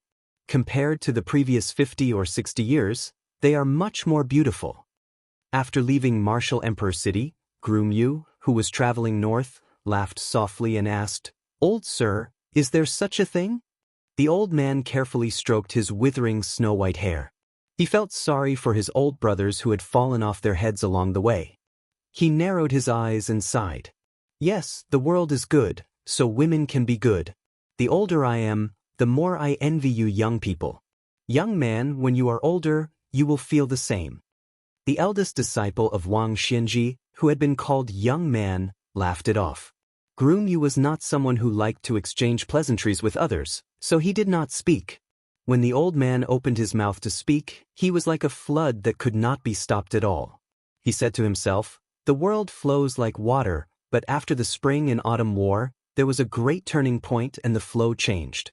In the future, it will only get better and better. What is the reason? I can't explain it for 3 days and 3 nights. But I just know it."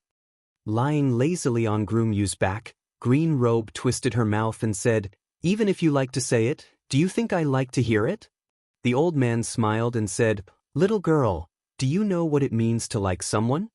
Green Robe Heir turned her head and decided not to look at this worrisome old man. The old man answered his own question. That is, before you see the other person, you do not know what they are. After you miss them, you do not know what they are. Groom Yu, whose cultivation was deep and bottomless, seemed to be touched and frowned. The old man jumped up and down, probably hoping to see the walls of Great Peace City. Carrying the heavy box on his back, he made this comical movement. Green Robe Heir, who was secretly peeking at him, laughed. The old man made a face at the little girl, causing Green Robe Heir to roll her eyes. She put her little head on Groom Yu's warm shoulder and asked, "Grandpa Shortmelon, then do you have someone you like?" The old man shook his head and said with a smile, "No. When I was young, there were many women who liked me." Green Robe Heir used her finger to scratch her face, mocking this old man for being shameless. Groom Yu walked to the intersection of the official road and said with a smile, "Old sir, we still have to continue north. I hope we can meet again one day." The old man waved his hand and said with a carefree smile, "After today, it will be difficult to meet again. I am an old man who has been buried up to my neck. Little girl Green Robe Heir, I don't know your name, you have to grow up to be slender and elegant." Green Robe Heir made a sound of acknowledgement. Groom Yu carried the little girl and continued to walk towards Tu Liao while the old man walked towards Great Peace City. He had lived for too many years and had too many words. The old man could not find anyone to talk to and could only talk to himself for many years. "Old Hong, you took in a basket of disciples and students, but only Zhang Julu and Huan Wen came out of it. It seems you didn't catch many big fish even when you cast your net. Look at me, Sun Ping, Xie Feiyu, Yuan Benshi, just these 3 nameless students. Old Hong, don't blame me for bullying the weak on this trip to Jing. But if you have the ability to climb out of your coffin and scold me, then you have the ability." As he walked, the old man could finally raise his head and see the grand outline of Great Peace City. The old man shook his box and started to hum a song. "I came from the mountains, carrying an old box. I am going to the busy city, where is my home?" Chapter 1191. Tantanon carried a jug of fine wine as he walked down the deserted street. On both sides of the street were the most prestigious mansions in the capital. However, at this time, they were all outside the city to welcome the old man who was even older than himself. Every door was tightly shut, which saved him a lot of time for this visit. He stopped outside a mansion and raised his head to look at the golden inscribed board written by the emperor. The plainly dressed Prime Minister gatekeeper saw this unexpected guest and was somewhat stunned. However, before this year, Tantanon came and went simply, so he didn't make a big fuss. If the time came, he would be caught by the left servant Shi. He could only respectfully go forward and greet him. Huan Wen smiled and nodded. He casually said a few words, "Old Ma, is your youngest daughter married or not? If she isn't, do you want me to help you kidnap a young man?" This made the old gatekeeper, surnamed Ma, very happy. Huan Wen was even more familiar with this mansion than his own. He didn't need anyone to lead the way. He walked straight to the Grand Secretary's study and didn't knock on the door. He stepped over the threshold. Zhang Julu, who was habitually standing and reading a book, glanced at him out of the corner of his eye and didn't say anything. Huan Wen placed the jug of fine wine he had stolen from the Ministry of Rites on the table. He sat on the only chair in the room and said, "It really is the noise of cicadas that surpasses the silence of the forest." The two old men were best friends. In Tantanon's words, "When you raise your butt, I know what shit you're about to shit." Zhang Julu quickly understood and said calmly, "This is not the noise of cicadas." Qi Yanglong entered the capital on the great path of the sun. It is more like a dragon entering the sea. Huan Wen gave a cold snort and casually picked up a few documents on the table. His heart immediately sank. You really want to make a big move on the water transport that the northern nobles single-handedly control and the salt policy that the new nobles in the capital see as their lifeblood? In addition, a few days ago, you proposed in court that the left and right assistant ministers of the Ministry of War patrol the border on a regular basis. Well, the two main camps of scholars in the court, the local generals headed by Gu Jiantang, and your removal of the feudal vassals. These four huge monsters, not one is left out. Do you think you have too few enemies? Zhang Julu didn't raise his head. You count as one less. I still have to deal with the abuses of the officials. After the world's poor soldiers advance, it can't be done once and for all. Rules still have to be followed. Huan Wen muttered, "Crazy, crazy."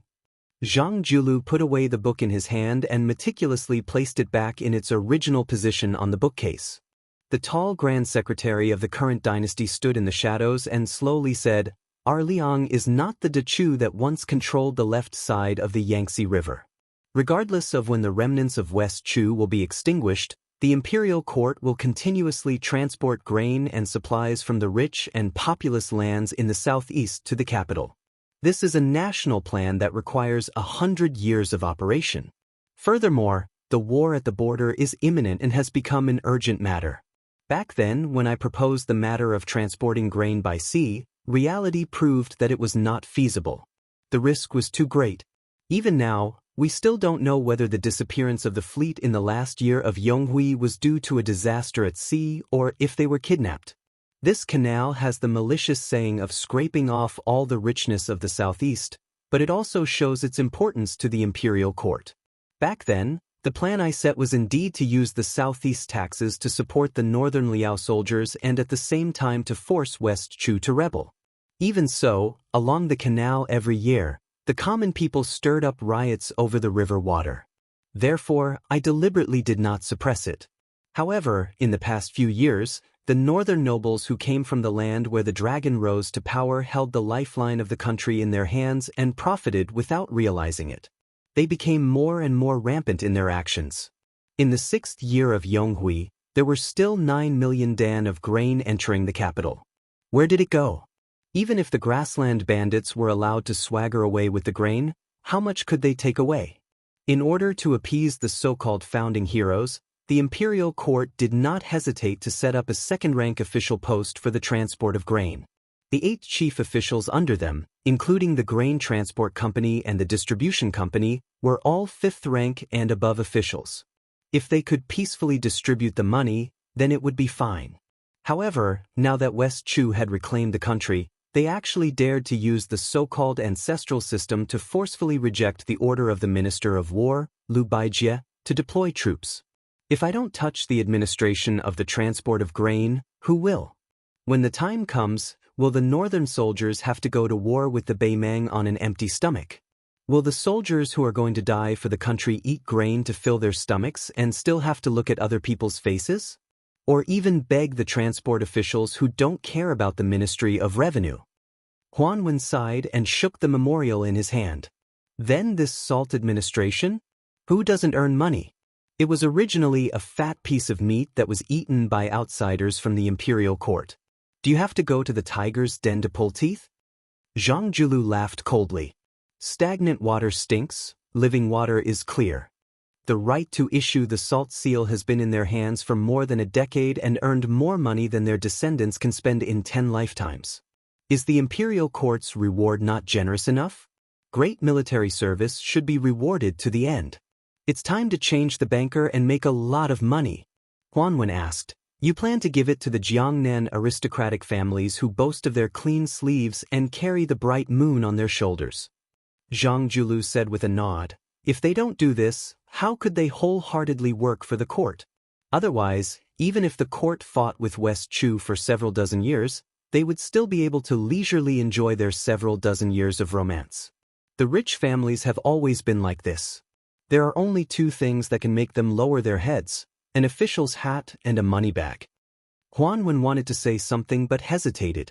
If it were in the past, he could pick out any matter and discuss it day and night with Bai Yen until they confirmed that there was no great harm to the people's livelihood. Then, they worked together to implement national policies, like slowly unblocking the meridians of the entire empire. Zhang Julu walked out of the shadows. In the twilight, the dim yellow afterglow shone on one side of the tall old man's face. Huan Wen sighed. Zhang Julu asked, I heard that you had a bad cough a while ago? Huan Wen glared at him and said, Who do you think will die faster between a minor illness and a person who doesn't know how to control himself? Zhang Julu dismissed it with a laugh. Huan Wen hesitated and was about to speak when Zhang Julu smiled and said, That young man from Bailiang who is under your tutelage, I will give him an evaluation of too much ingenuity but not enough power, can be used, but can't be put to great use. That will guarantee him a few years of stability. Huan Wen looked deeply at his old friend and then silently walked out of the study. Zhang Julu opened his mouth but did not speak in the end. He only looked at Huan Wen's old figure and gently waved his hand. After Tan Tanweng left the Zhang mansion, where even now there were people who dared to throw letters at the door insulting the Grand Secretary Darren, he went straight to the Zhao family's Wang, to the Hanlin Academy where no one was on duty, other than the odd job workers and petty officials. There was no one else. The old man smiled bitterly. Great Peace City thought that as long as that old dragon came out to save the people, what dear was there to be needed? Huan Wen walked to a secluded room and had someone bring a key to open it. While there had not been any big or small yellow doors working here for many years, there were often people cleaning and it could be considered elegant and clean. In the past, he and Bai Yen had been in this room. He, Huan Wen, had been high-spirited and looked down on everyone. After drinking, he dared to scold anyone. Was there anything in the world that he, Huan Wen, could not teach? Bai Yen never drank and only listened. Every time Huan Wen got drunk, she would have to carry him home. Huan Wen rummaged through a book box in the corner, found a pair of chopsticks and placed them on the table. After Huan Wen sat down, he used a chopstick to lightly tap against the porcelain cup. Ding ding ding. The old man choked and said, The Spring Mountain is not old, it is still green. When one is old, there is no one to accompany them, only listening to ding ding ding. Ding ding ding. Chapter 1192. Not only were the two brothers of Bailiang, Su Fengyan and Su Longxiang present, there was also a deputy administrator that had never been set up before in the Liang dynasty. In the twilight, before the city was closed, there was a mighty group of horses entering Qingcang. The guards were actually from the Wei River camp. In Bailiang, only the relatives of the emperor, who were related to the Su family by marriage, would have this kind of special treatment. If it wasn't the Lu family in Qingzhou, then it would be the Lin family that produced the god of wealth. As expected, Lu Zhen, who was in charge of welcoming the guests, saw the tall figure of Wang Lin. He was travel-worn. Originally, Lu Zhen was a bit nervous. After all, Wang Lin was a pawn who carried the flag for the great general. He was a trusted aide among trusted aides. Now that he had become the new King Liang's father-in-law, he was an influential person of two dynasties. As a scholar, he didn't dare to put on airs in front of such a popular person. However, Wang Lin was very easy to talk to. Although he didn't deliberately speak warmly, his eyes were sincere. This made Lu Zhen feel a bit better. Lu Zhen had heard before that the two people from Bailiang who were also from Qingzhou, the Lu family led by the great scholar Lu Dongjiang, was very hard to please. Wang Lin, who was the richest man in Qingzhou, was very considerate. There had never been any rumors that the Lin family bullied others. Now that he saw it with his own eyes, Lu Zhen believed most of it.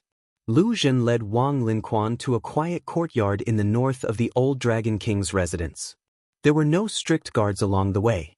Wang Lin, who had sharp eyes, felt a bit of a knot in his heart. He felt that the provincial governor Yang Guangdou was too careless. However, he quickly felt relieved. In today's world, how many masters dared to show off their martial arts in front of the king of Bailiang? However, after Wang Lin and Lu Zhen crossed the courtyard door, they saw the scene in front of them. They looked at each other in dismay. They saw the young king sitting on the stairs with his sleeves rolled up and washing his brother Su Longxiang's hair. The young commander of the Dragon Elephant Cavalry was squatting 2 steps down. He raised his butt and lowered his head towards the water basin. Lu Zhen didn't dare to stay any longer and hurriedly took her leave. Su Fengnian held Su Longxiang's hair with one hand and used the other hand to apply local soap on his brother's hair. When he saw his father-in-law, he could only raise his elbow and gesture for Wang Lin to sit beside him. Su Longxiang turned his head and grinned.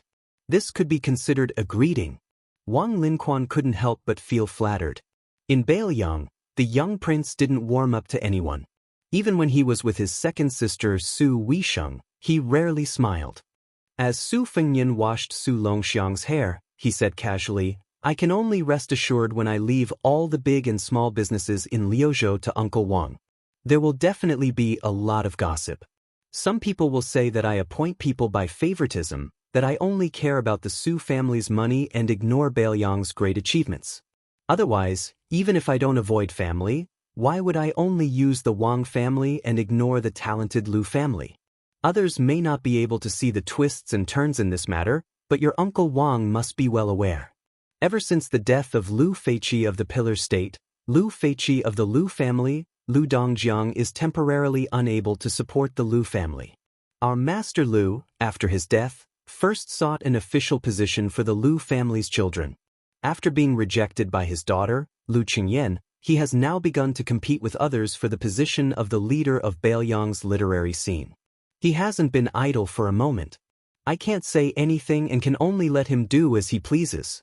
As long as he doesn't cross the line, there will always be a place for the Lu family at the New Year's Eve dinner on Mount Qingliang." Wang Lin sighed and didn't say anything else.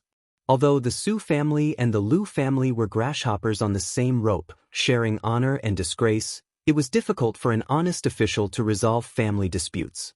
The Lu family didn't look far ahead, and Wang Lin couldn't run to Lu family and criticize them in front of Lu Dongjiang.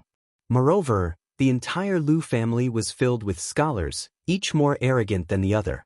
They would never take a merchant like him seriously. Because of their daughters, the Lu family and the Wang family were on equal footing in Bailiang. The Wang family didn't think much of it, but the Lu family, which had been officials for generations, was something they felt ashamed of. Su Fengnian helped his younger brother dry his hair. He raised his head to look at the uneasy Wang Lin and asked with a smile, "What's wrong, Uncle Wang? Don't you recognize me?"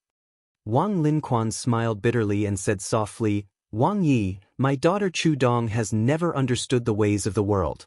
Now, she has run to the academy to cause trouble. It is really improper.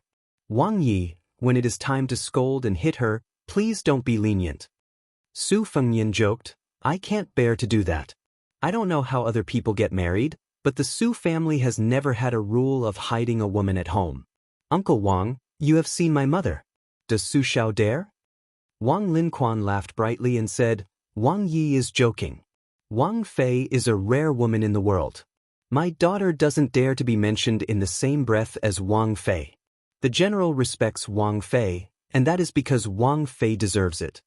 Su Fengnian raised his sleeve to carelessly wipe his face and asked, "Uncle Wang, do you want to talk about Su Zhao's past?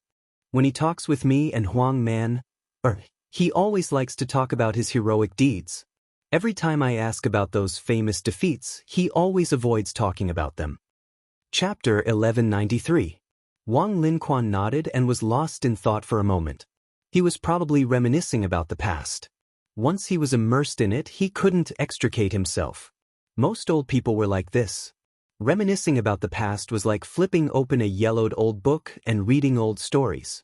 Wang Lin sat on the steps and looked at the empty courtyard. He began to talk about the bloody battles that almost caused the Su family's army to fall and never get back up again. The opponents that made Su Xiao suffer in the battlefield were no longer of interest, and most of the official history books were not written about. Among them, there were 2 generals from the old Liang dynasty who joined forces to set a trap for Su Xiao. Wang Lin said that it was a close-quarters battle in the rain. Su Xiao was only a military officer at the time. He led 600 elite soldiers into the city. In the end, he was faced with 3,000 foot soldiers.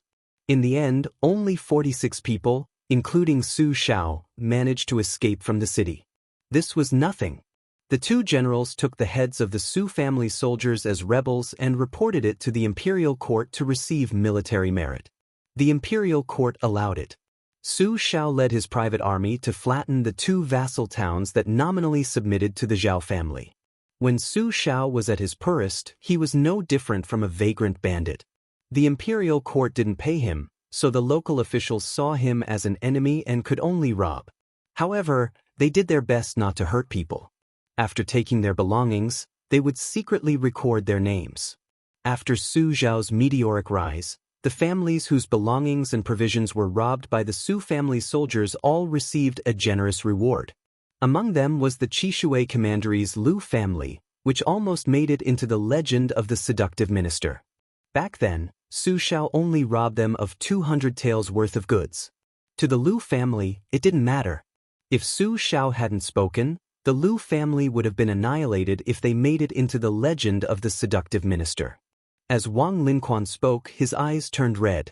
He smiled and said, "I remember when we decided to attack West Chu, there were many people in the army who disagreed with the imperial court's arrangement of troops. They all felt that if we were to attack West Chu, which was led by Yi Baikue, there was no way we could fight this battle. Our Su family army had fought for so many years. There was no reason for us to be at the forefront and die. At that time, there were a few old generals who had already been conferred titles who were the fiercest. At that time, people's hearts were wavering and the army's morale was unstable. Su Xiao talked to them once. At that time, I was the general's personal guard and was guarding the camp. I remember it very clearly. The argument was very fierce. In any case, after that, most of these generals returned to Great Peace City. There weren't many left. Afterwards, Commander Chu, Commander Yuan, Yan Wenluan, and Wei Taishan, who were still young and strong at the time, all received orders and became generals. It wasn't just the imperial court that didn't think highly of us. In reality, our own people didn't have much confidence either. Fortunately, Commander Chu and Commander Yuan took the lead in a few tough battles and won unbelievable victories. Over the years, Wang Lin had seen a few old men who had left the Su family army in the vicinity of Qingzhou. In addition, there were many old soldiers of the Su family who had to leave the army because of injuries. I discovered something very interesting. Those who didn't contribute much but clearly received benefits didn't know how to be grateful.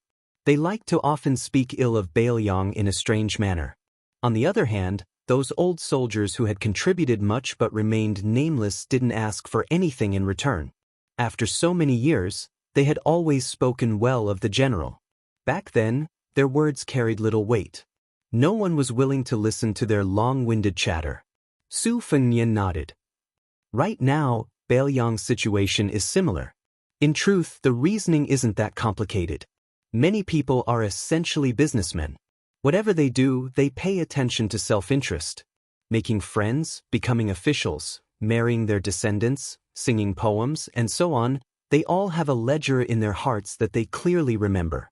However, these kinds of people are still in the minority. Su Fengnian smiled and said indifferently, because they have never contributed, they don't care.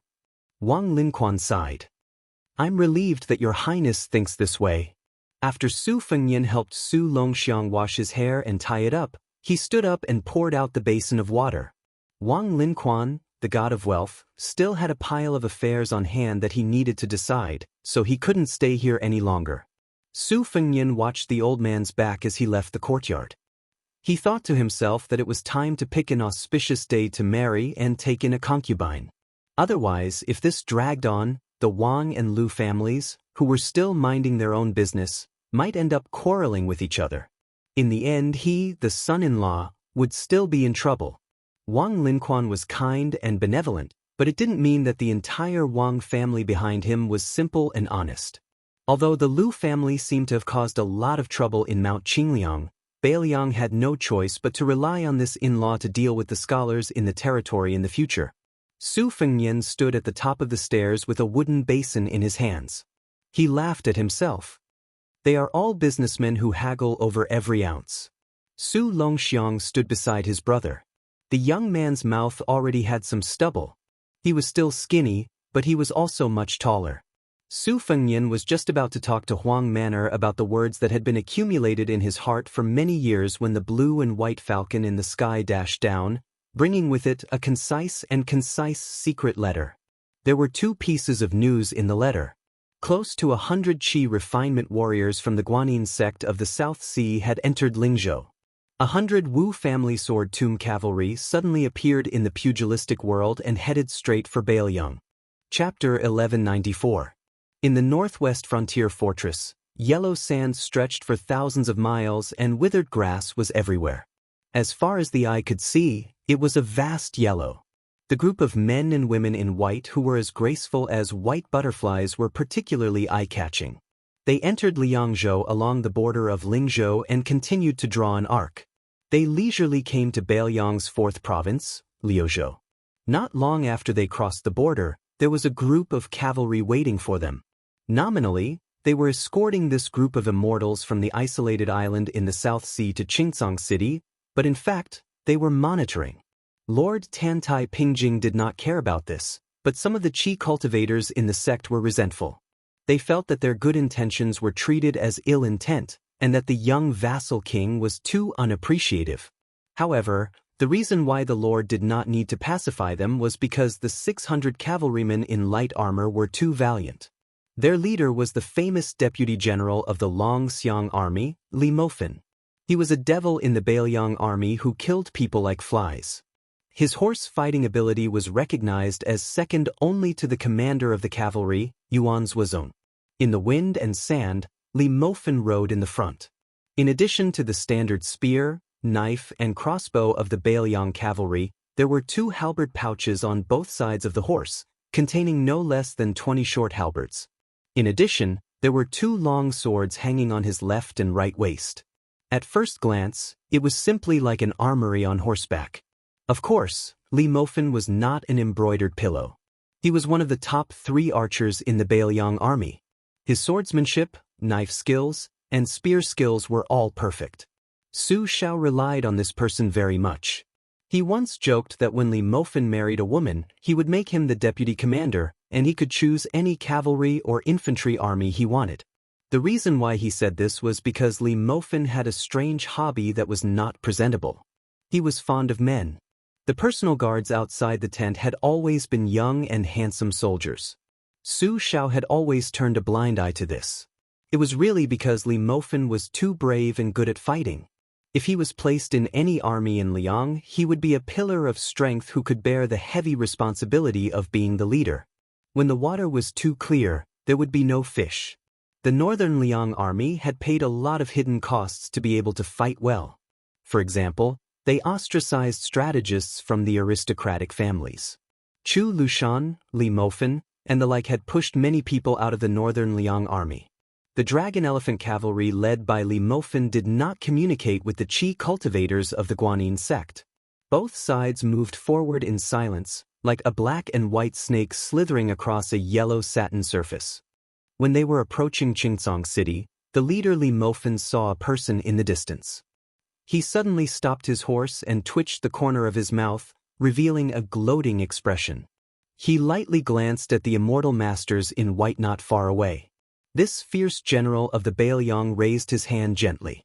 The entire cavalry team almost stopped moving at the same time, without the slightest bit of noise. Li Mofan turned his horse around and faced the people of the Guanyin sect. He gently stroked the halberd tail in the sheepskin pouch with one hand, making up his mind to watch the fire burn across the river. In front of the Qi cultivators, a carriage without a coachman appeared. A young man in black stood quietly in front of the carriage, a huge black tiger lying at his feet. This beast lazily dozed off. Even though it was lying on its stomach, its tall back almost reached the skinny young man's armpit. Li Mofan subconsciously stretched out his hand and rubbed his neck. his memory was still fresh in his mind. When the chief commander first became the commander of the Longxiang army, he and the deputy general Wang Lin were not convinced. In the end, both of them went up to the martial arts arena together. Wang Lin fought head-on and was kicked 7 to 8 feet away, falling out of the martial arts arena. Li Mofan, on the other hand, managed to withstand a few more blows, but his fate was even worse. He was grabbed by Su Longxiang like a chicken and swung around before being thrown out of the martial arts arena. Su Longxiang did not even bother to pat off the dust on his body. The young man obviously did not have enough fun. He hooked his finger at a large group of captains who were watching the battle, hinting for them to replace Li Mofan and Wang Lin. In the end, including the 2 deputy generals, there were 12 captains and more than 40 senior captains. Without exception, they were all beaten up by the new commander. During this period, Su Longxiang suffered no less than 100 punches and kicks. Except for the occasional swaying of his body and moving a step or two, he never fell to the ground. In this way, Su Longxiang was able to secure his position as the commander of the Longxiang army. It was only then that he was able to lead the 10,000 cavalrymen behind him in a reckless charge. Furthermore, Su Longxiang had the leisure and elegance to lead a large group of military officers to act as ordinary crossbowmen and chase down a large group of horse bandits. However, although Li Mofan admired Commander Su's astonishing martial prowess on the battlefield, he was still somewhat worried. After all, the combat on the martial arts field was not a life-and-death battle between 2 armies. Often, the more eye-catching a general was, the easier it was for him to be heavily surrounded. Li Mofan himself had experienced more than 60 battles, big and small. The most soul-stirring battle he had ever experienced was not when he happened to chance upon those famous enemy generals in the midst of 10,000 soldiers. Instead, it was when an inconspicuous old soldier had snuck up on him like a cat and thrust out a sinister saber. Not only did the tip of the saber nearly pierce through Li Mofan's armor, it also nearly twisted Li Mofan's abdomen. The funny thing was that Li Mofan still did not know the appearance of that old saber-wielder who looked like an ordinary soldier. Who was he? Also, Li Mofan had seen many insufferably arrogant military aces. In the end, they either died tragically under a rain of arrows or under the hooves of horses. Not to mention the distant ones, in the Bailiang army right in front of him, there were fish-duck-treading crossbows that were specifically used to target enemy generals.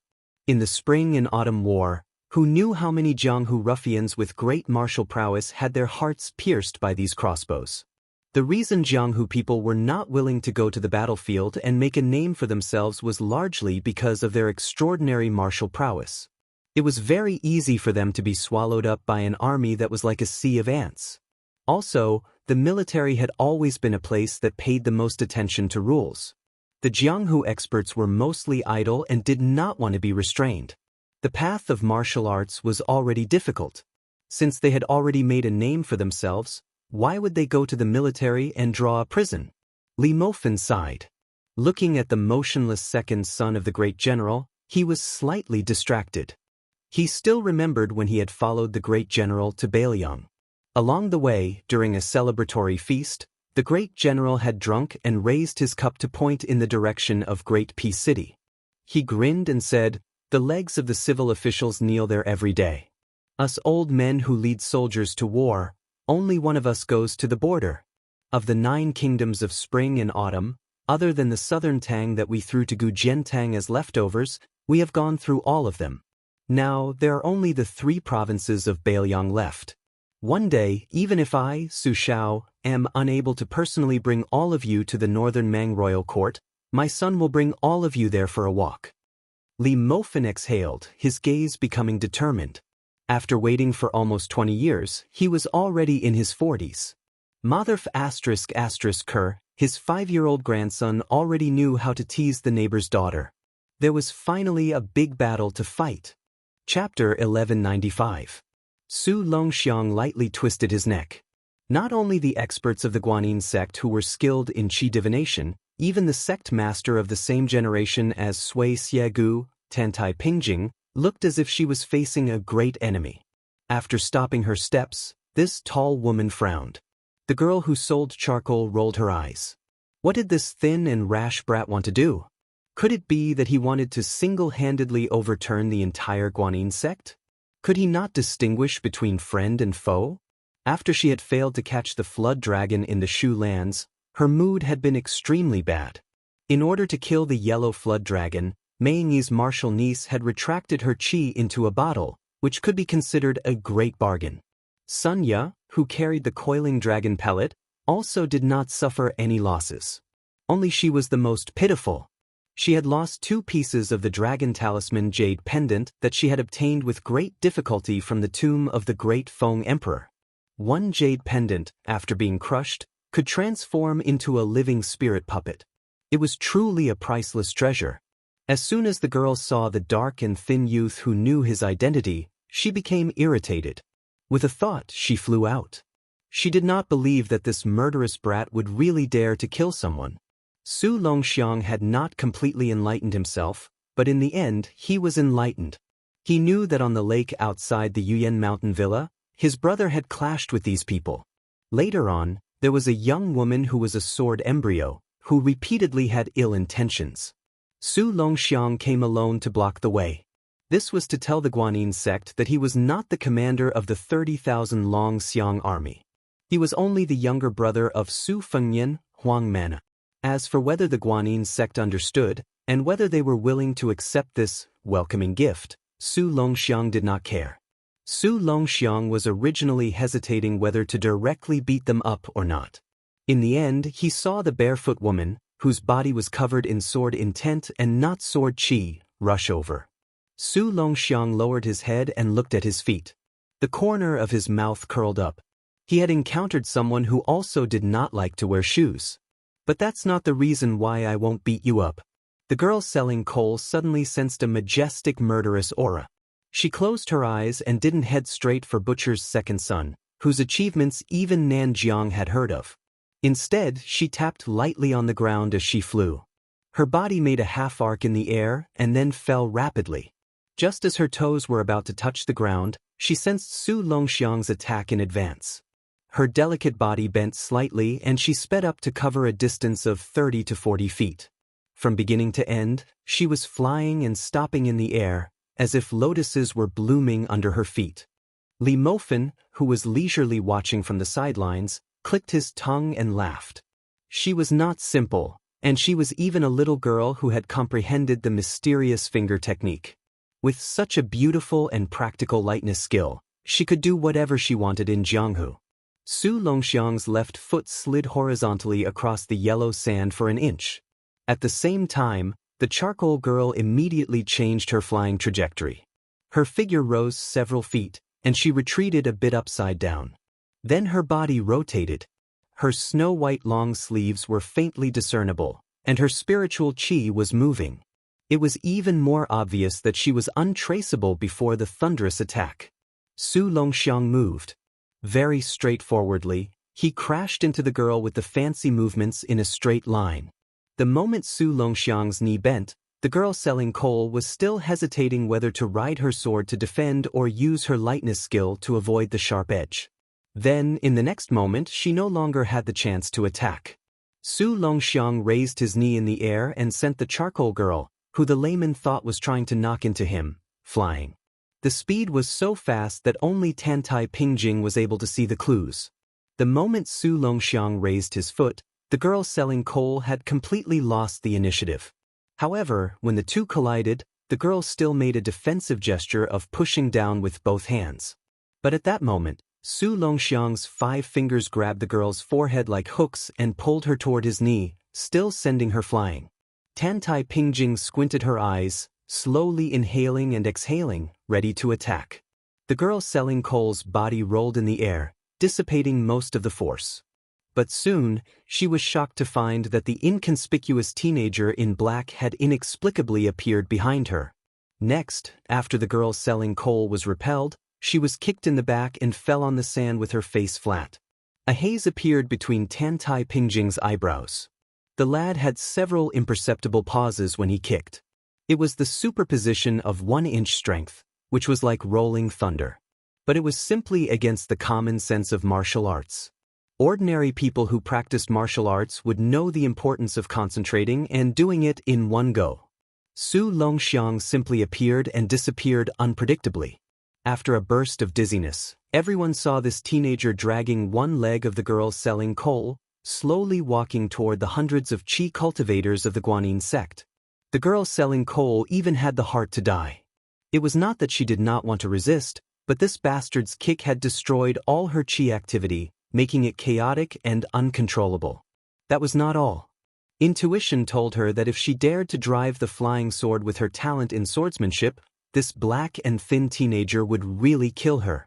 Su Longxiang dragged the girl selling coal for a while and seemed to be bored. He threw the girl in his hand back to the Guanyin sect like throwing garbage, and then hooked his finger at Tantai Pingjing. His meaning was clear. If the young one was not good enough, the old one could try. Tantai Pingjing was not angry at all, but asked indifferently, "Have you been deliberately suppressing yourself at the boundary between the Vajra realm and the Finger Profound realm? Are you trying to directly skip the celestial realm and become an earth immortal? Before you, no one has been able to do it." Su Longxiang did not speak. He had always listened to his elder brother. When he was young, his elder brother would always tell him stories of the pugilistic world, such as how in the world of martial arts, only speed was invincible and how one's strength could defeat 10. He did not understand at that time, but he remembered it firmly in his heart. After he was enlightened, he naturally understood it. Also, his elder brother said that when fighting, one could chat while fighting. If one was to kill, one should not talk about the principles of fighting. The fist was the principle. A writer came to Li Mofan's side and reported the military situation. Li Mofan's expression was strange.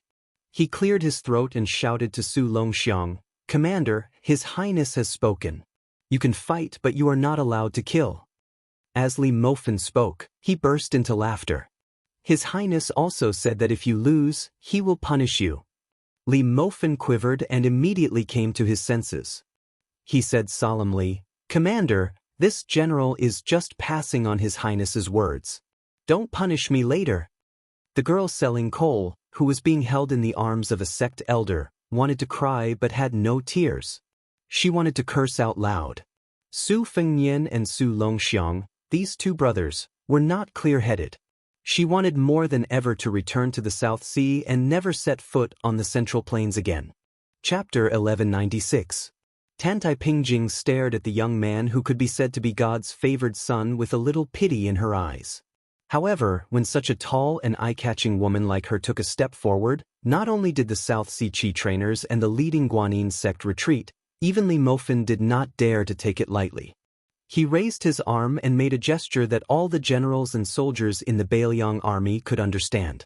The dragon elephant cavalry suddenly bloomed with an indescribable aura, like a tiger out of its cage, hot and wild. More than 1,000 elite cavalry began to spread out rapidly, forming an aggressive fan-shaped formation. A few groups of roaming cavalry even swept behind the South Sea Qi trainers. Obviously, they had made up their minds to make a big fuss and wrap these arrogant immortals in the South Sea up like dumplings. The charcoal girl was actually not seriously injured, but she did not dare to act rashly because she was severely suppressed by Su Longxiang's momentum. Now that her senior sister was personally involved, she was emboldened. She jumped down to the ground, rubbed her only son, and gnashed her teeth. She could not wait to cut the yellow-skinned young man into pieces and throw his 3 souls and 7 spirits into the most important weapon of the sect, the Moonwell Sky Mirror, which was specially used to suppress evil and evil. There were 5 generations in the Guanyin sect. Tantai Pingjing, who was close to 100 years old and had an almost eternal appearance, and the charcoal girl were the pair of senior sisters with the highest seniority. The age gap between them was so big that it made people speechless. Then there were 6 old elders whose hair was as white as frost. Mei Yingyi, Sunya, and Qi Longzhong were the younger Qi trainers of the next generation. The 4th generation were the direct disciples of the 6 elders. Finally, there were the young boys and girls who had just entered the sect. There were more than 100 Qi trainers of the 5 generations. Almost every one of them had one or a variety of talisman weapons, such as the land-facing celestial painting of the charcoal girl and the dragon pendant that was destroyed when catching the dragon in Shu Land. They were all the most important weapons of the Guanyin sect. In addition, there was the Discipline Elder's willow branch clear vase, which was only 3 inches high but actually weighed 600 pounds. Naturally, there was a universe inside. Sun Ya's coiling dragon stone block that contained thunder and lightning could suppress evil and evil. It was also a work of God that was in accordance with the way of heaven. Talisman swords were even more common in the field of Qi trainers. It was just that the Guanyin sect was seriously damaged in the dragon-slaying battle in the southern border. Therefore, there was the storm of asking for 81 talisman swords from the Dragon Rock sword furnace of the Yuyan Mountain Villa. Later, there were 2 famous swordsmen in the world who came uninvited, Dong Tai and Sui Xiegu. The latter enjoyed eating swords, which made the Guanyin sect, which had a strong foundation, feel even more difficult to deal with. Tantai Pingjing did not have the demeanor of a master like her junior sister who had provoked the charcoal girl. She just walked forward like an ordinary strong woman, as if she had met an acquaintance and wanted to greet him. But this time, Su Longxiang waited for an opportunity for a longer time. Especially when Tantai Pingjing imperceptibly paused or even took a step back, Su Longxiang was in a trance, as if he had returned to his childhood in the prince's mansion on Mount Qingliang and became a silly Huang man. Su Longxiang seemed to have thought of something. He scratched his head and looked relieved. His brother had said that when encountering something that he could not figure out, he should just stop thinking about it. Whether he could beat his opponent or not, he should prove it with his fists. If he could not beat his opponent, he should just run away. The green hills would not change, and the green water would flow forever. At the worst, he could just say that he would meet his opponent again someday. Without the knot in his heart, Su Longxiang's entire aura and appearance changed completely. This was not strange in the eyes of the Dragon Elephant Cavalry led by Li Mofan, but in the eyes of the Qi cultivators of the Guanyin sect who were good at observing aura, it was strange. With the war imminent, when experts faced the enemy, the change of the state of mind was a big taboo. The kind of freak who broke through the bottleneck in several life and death battles and was able to rise from the brink of death was, after all, a rare existence. In the Liang Wuling where heroes gathered for the past 100 years, Wang Xinji counted as 1, Gu Jianteng counted as half, and the other outstanding figures like Li Chungang and Chao Changqing, who were publicly recognized as having outstanding talent, also rose in realms naturally. Of course, after Su Fengnian defeated Wang Xinji, as many rumors, true or false, gradually spread, Su Fengnian became another martial arts genius after Wang Xinji who was proficient in using battle to nurture battle. Otherwise, the people of Jianghu really could not understand how a playboy who had not even practiced martial arts for 5 years could leap to the top and become the champion of Jianghu. Was it not enough that the Su family had one Su Fengnian, who was said to be invincible in the world, and now there was another Su Longxiang? All the good things in the world had been taken by the Su family. Did they still want to give others a way to live? Was it possible that one day Su Fengnian would get tired of being the world's #1 and hand over the #1 position to his younger brother? Nowadays, the so-called powerful and influential families in the Jianghu were all based on whether or not there were 2 first-pin experts in the sect who could stand side by side. Of course, if only one person reached the celestial state, it was enough to lead the sect and overlook the Jianghu. But there was absolutely no reason for one family or one sect to have 2 experts in martial arts. Even the Wu family's sword tomb could not do this, because it was much more difficult than the 3 princes of the 4th generation, the father and the son, and the 2 top scholars in the imperial court. At this time, in the eyes of the Qi cultivator, the flow of the Qi of the prominent young man was like a ball of prairie fire turning into a pool of stagnant water. A moment ago, it was full of vitality, but in the next moment, it was completely lifeless and lifeless.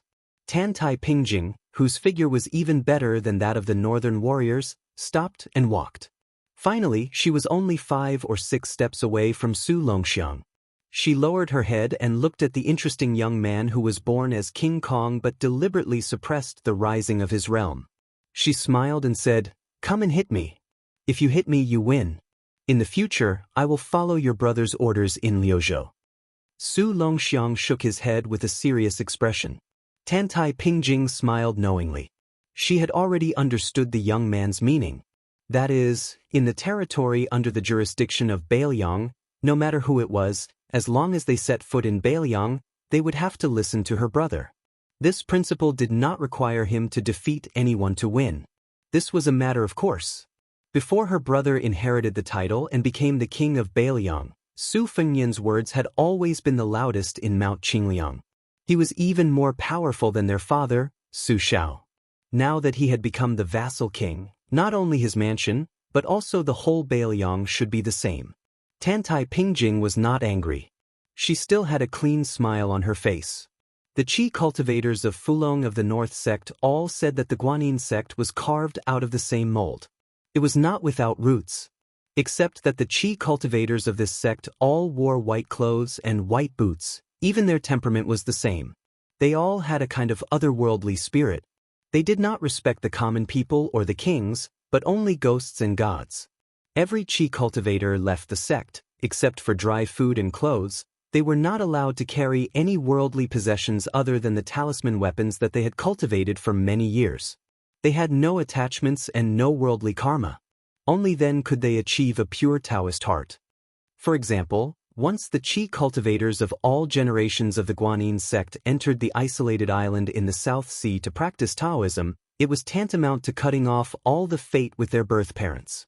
Even if their parents had passed away, they would never go to worship them.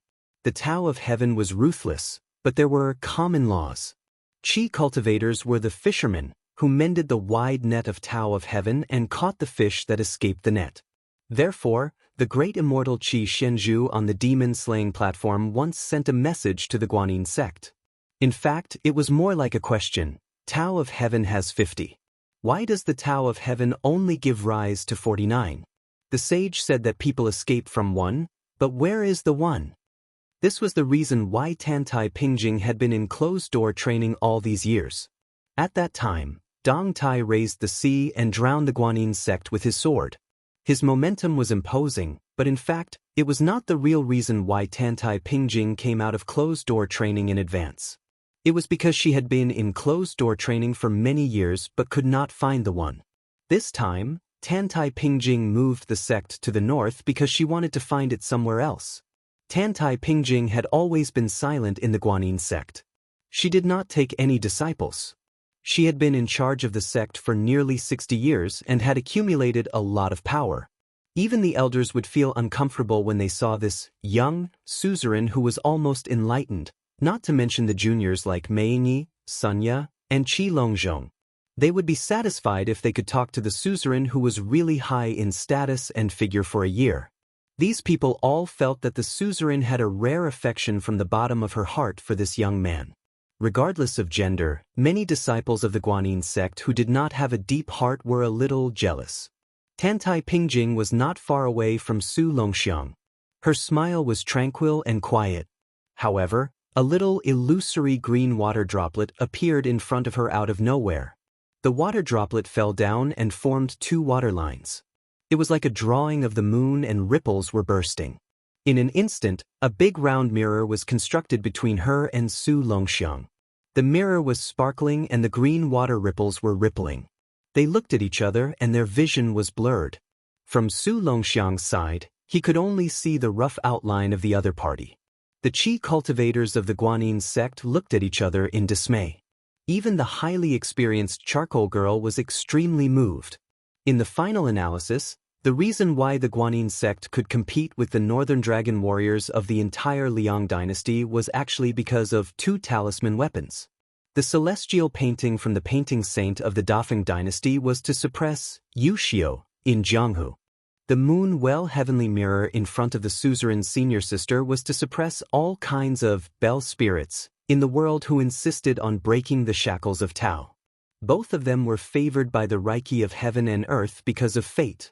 However, the more powerful things were, the more they would not be controlled and wanted to cross the thunder pool. The Guanyin sect had to suppress these two guys who were not satisfied with the gift of Tao of Heaven. After Tantai Pingjing appeared, in the mirror, She smiled and stretched out her hand to Su Longxiang, indicating that the young man did not need to show mercy and could just do his best.